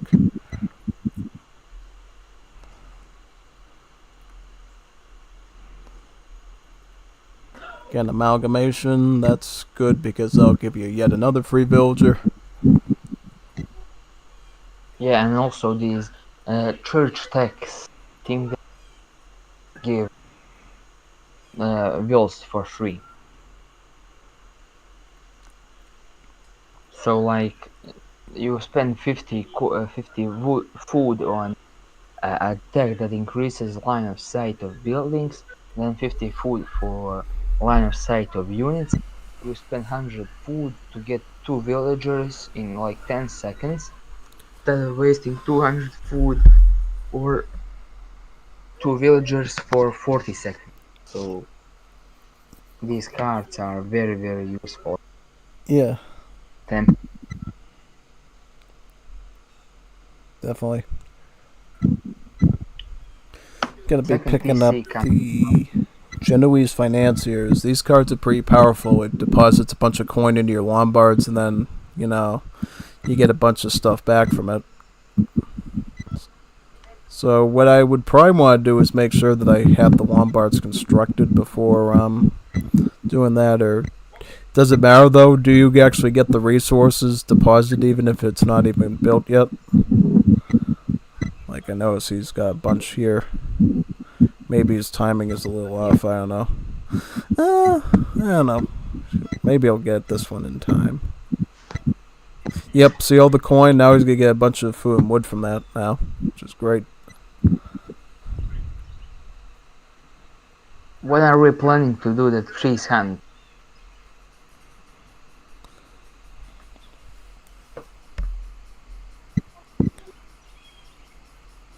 Yeah, in general, I find Lombard builds really benefits the Pavasier because you get all those coin deposits into the Lombards, and then you can use all that food and wood to spam up a bunch of Pavasiers, which, have different armor types that they can use for different situations. They can go into use their siege armor, they can use their hack armor, they can use their pierce armor. They're a pretty flexible archer unit. Yeah, and I think one of the next cards that Italy should send is Fusi, because you do get a Basilica. Also, that enables Lombard's XP gather actions. You can actually get a lot of XP.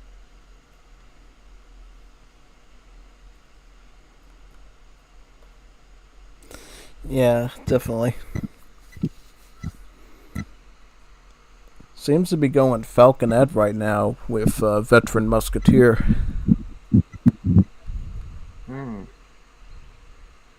Both in H3. It's gonna be interesting.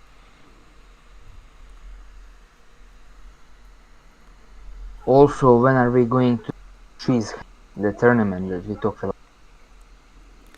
What, the Age of the World one? Yes.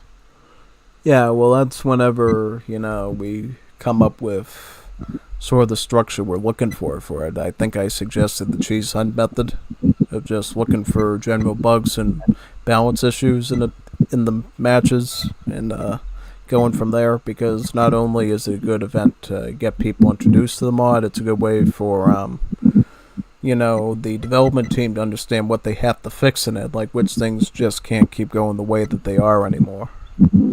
But to do that, we need to make sure we got players who can really use and abuse the system, as they say, We don't want people using, like, standard builds. We want people using the most craziest builds they can come up with.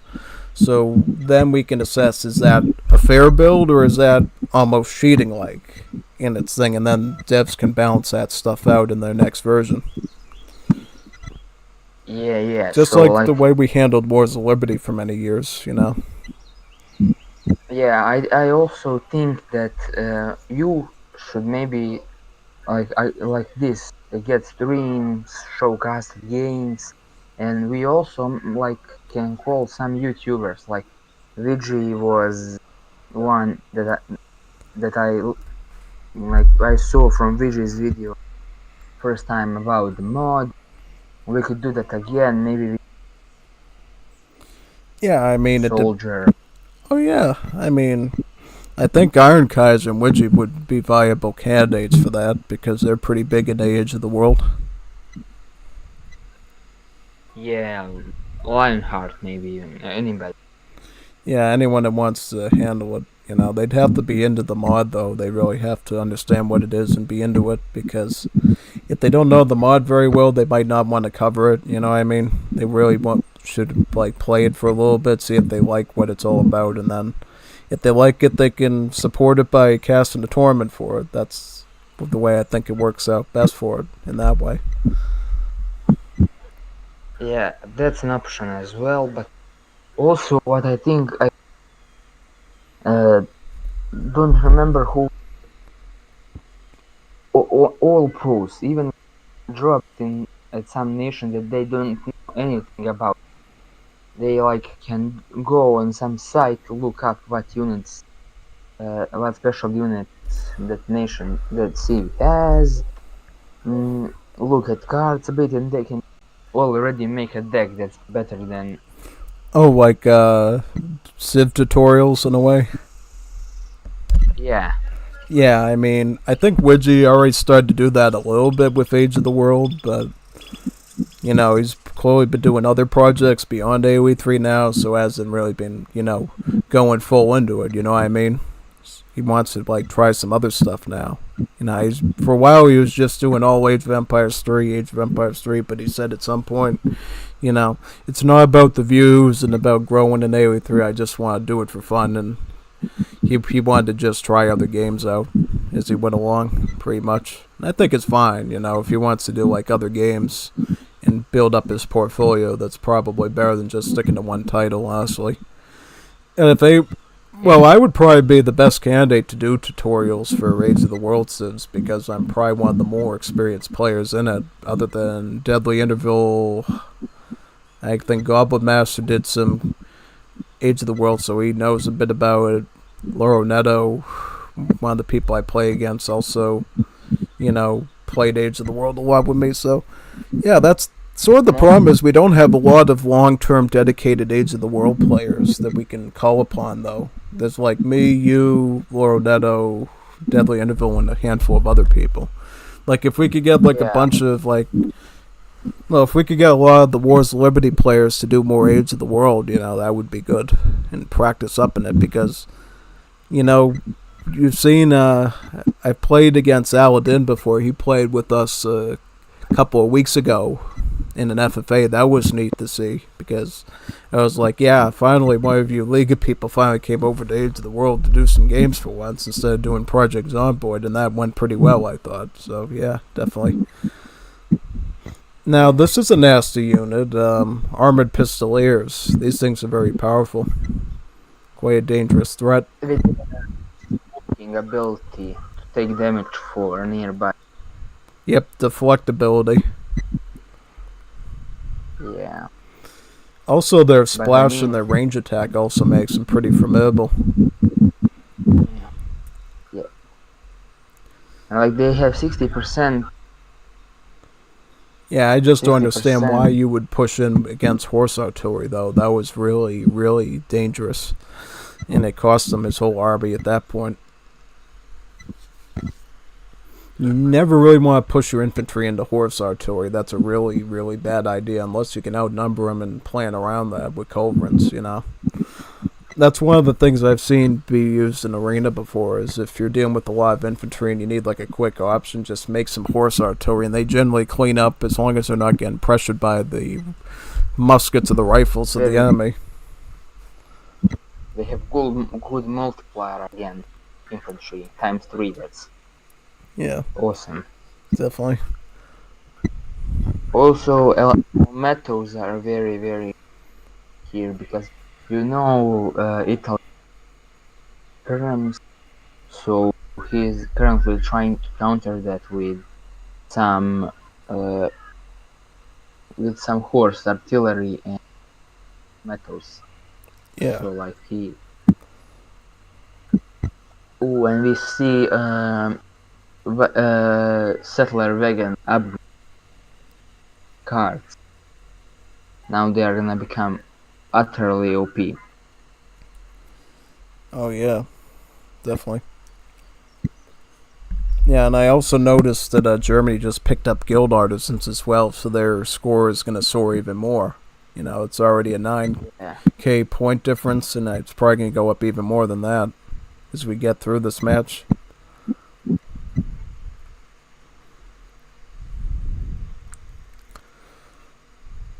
We see some Elmedos, which is interesting, from Germany. Those are a pretty good mercenary. Look at all these caught out. This was a bad position by Italy, though. That's going to cost them everything right there. Like, they should have at least had, like, an outpost there or two. That was just really poor planning. Now they're going to lose that entire economy now. Just really, really bad situation to find yourself in.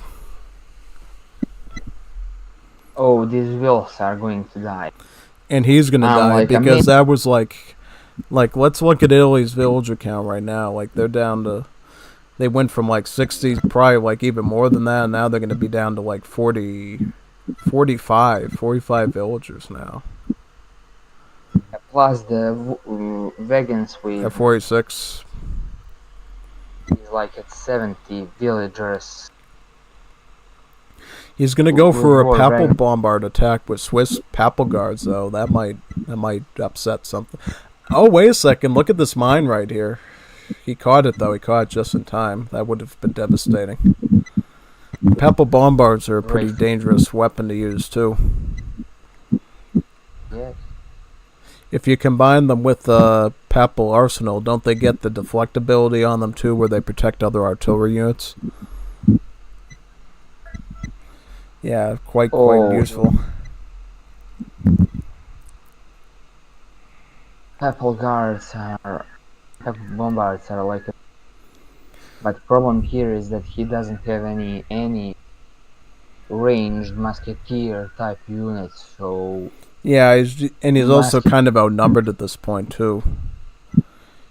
Calv here, I think, just wins.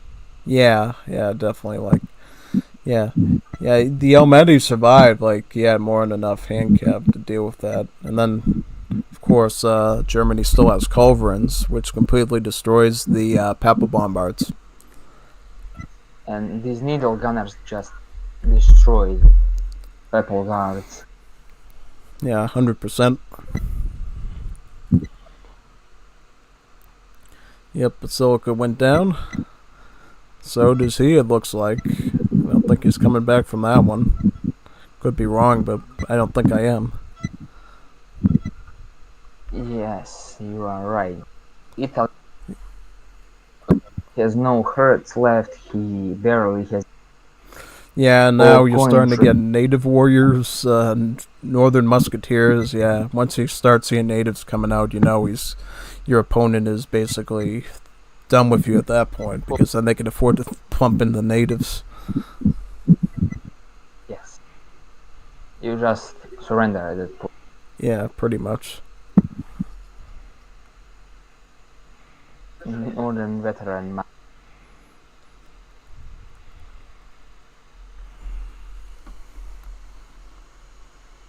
Yeah, all Lombards.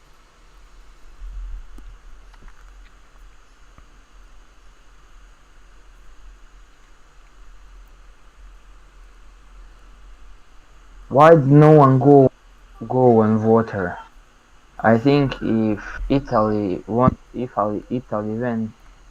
bit on water, they pumped out like 10 or 20 boats and got gill nets and fishing hooks for them. That's like 20 villagers, and that you can use all the rest that you have on, like you can put them on wood. And yeah, it looks like Galea did get some water. I see some fishing boats in this area. I see the docks over here, but no fish being taken. What's that trickle that boats have? Like 0.8 gold. How's that? Yeah, and now Italy's been knocked out. How can boats how can point? Yeah. Point. Looks like we're in. Yeah.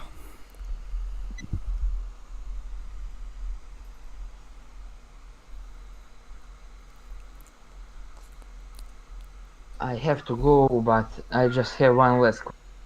Sure. How's my English? Did I Uh, chirp? Honestly, your spoken English was perfectly acceptable for the stream. Like, that's something I wanted to assess as well when we were doing the stream was like how well we can communicate ideas and get points back and forth. Your English was satisfactory enough for me to audiate in my ear and understand what you were saying. So, I mean, there might have been a word or two that I asked myself about, but 99% of the time I was like able to talk back with your exact points and, basically Thanks. full participation, yeah. And also, I hope you enjoy for this part of the stream, and I hope I can do a few more streams. Oh, you can do as many as you want. Just tell me when you'd be ready to do another one, and we can schedule another one. I mean, I think people are going to like this format quite a lot. I mean, I think today was just sort of the trial and error, just figuring out the tech requirements, and we figured out the graphics requirements, and I think next one will go perfectly much smoother, and we'll be able to do a lot more gameplay stuff for sure. So I'm definitely looking forward to doing more of these types of streams with you, and anyone else who wants to co-cast with me as well. We could have a whole panel here if we want to, like 3 or 4 people in a call if we want to, but it's up to the people who watch this channel if they want to co-cast with me or not and participate. If they have any additional ideas that they want to converse about, they can do that, Yeah. Yeah. Also, as I wanted to say,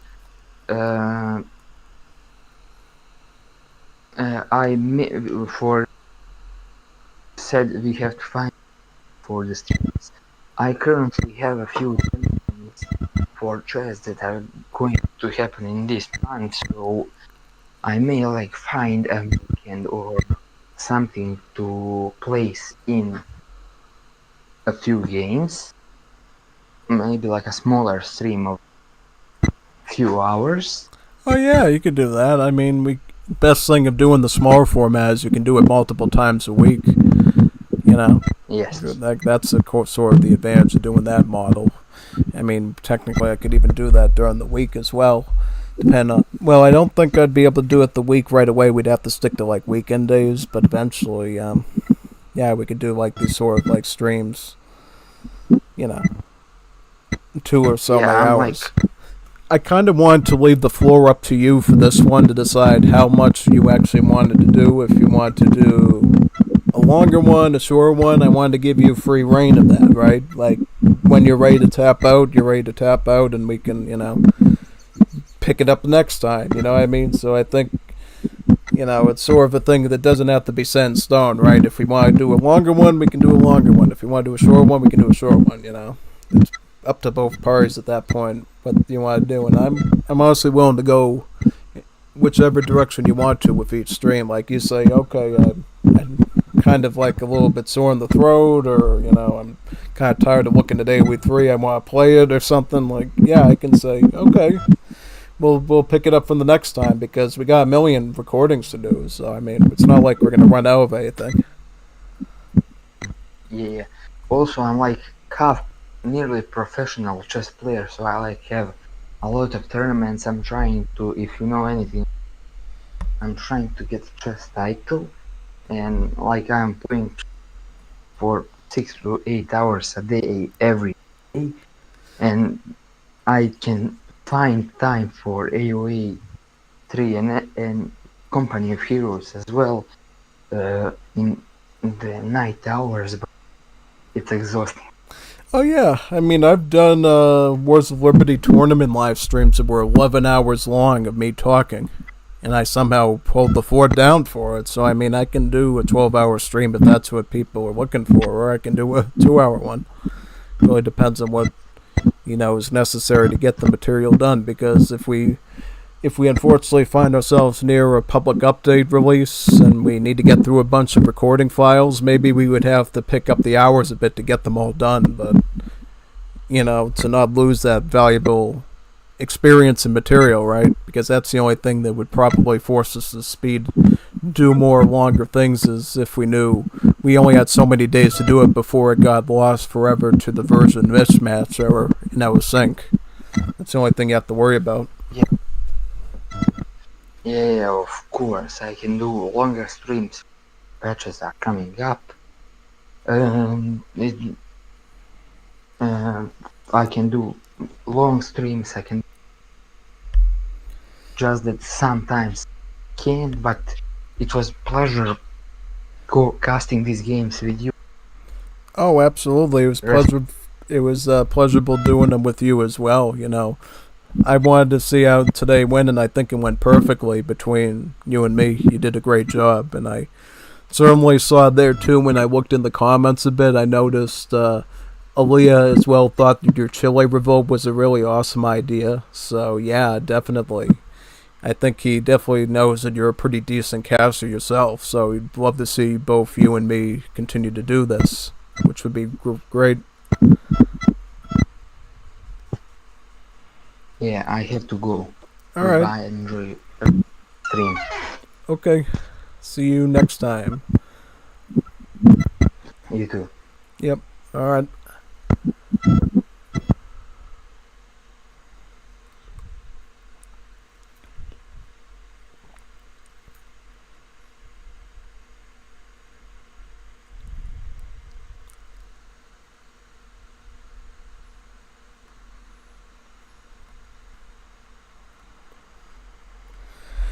Okay, so that was my guest StefanMitrovici223 or something. Let me check it right here so I get that right for the future. I'm in streaming mode. It's truncated, so it's StefanMitrovici223. So that was my co-caster for today, and looks like he actually wants to do more of these projects with us, which would be really awesome, right? That would be really cool if he would like to do more of these sort of casting streams with us, right?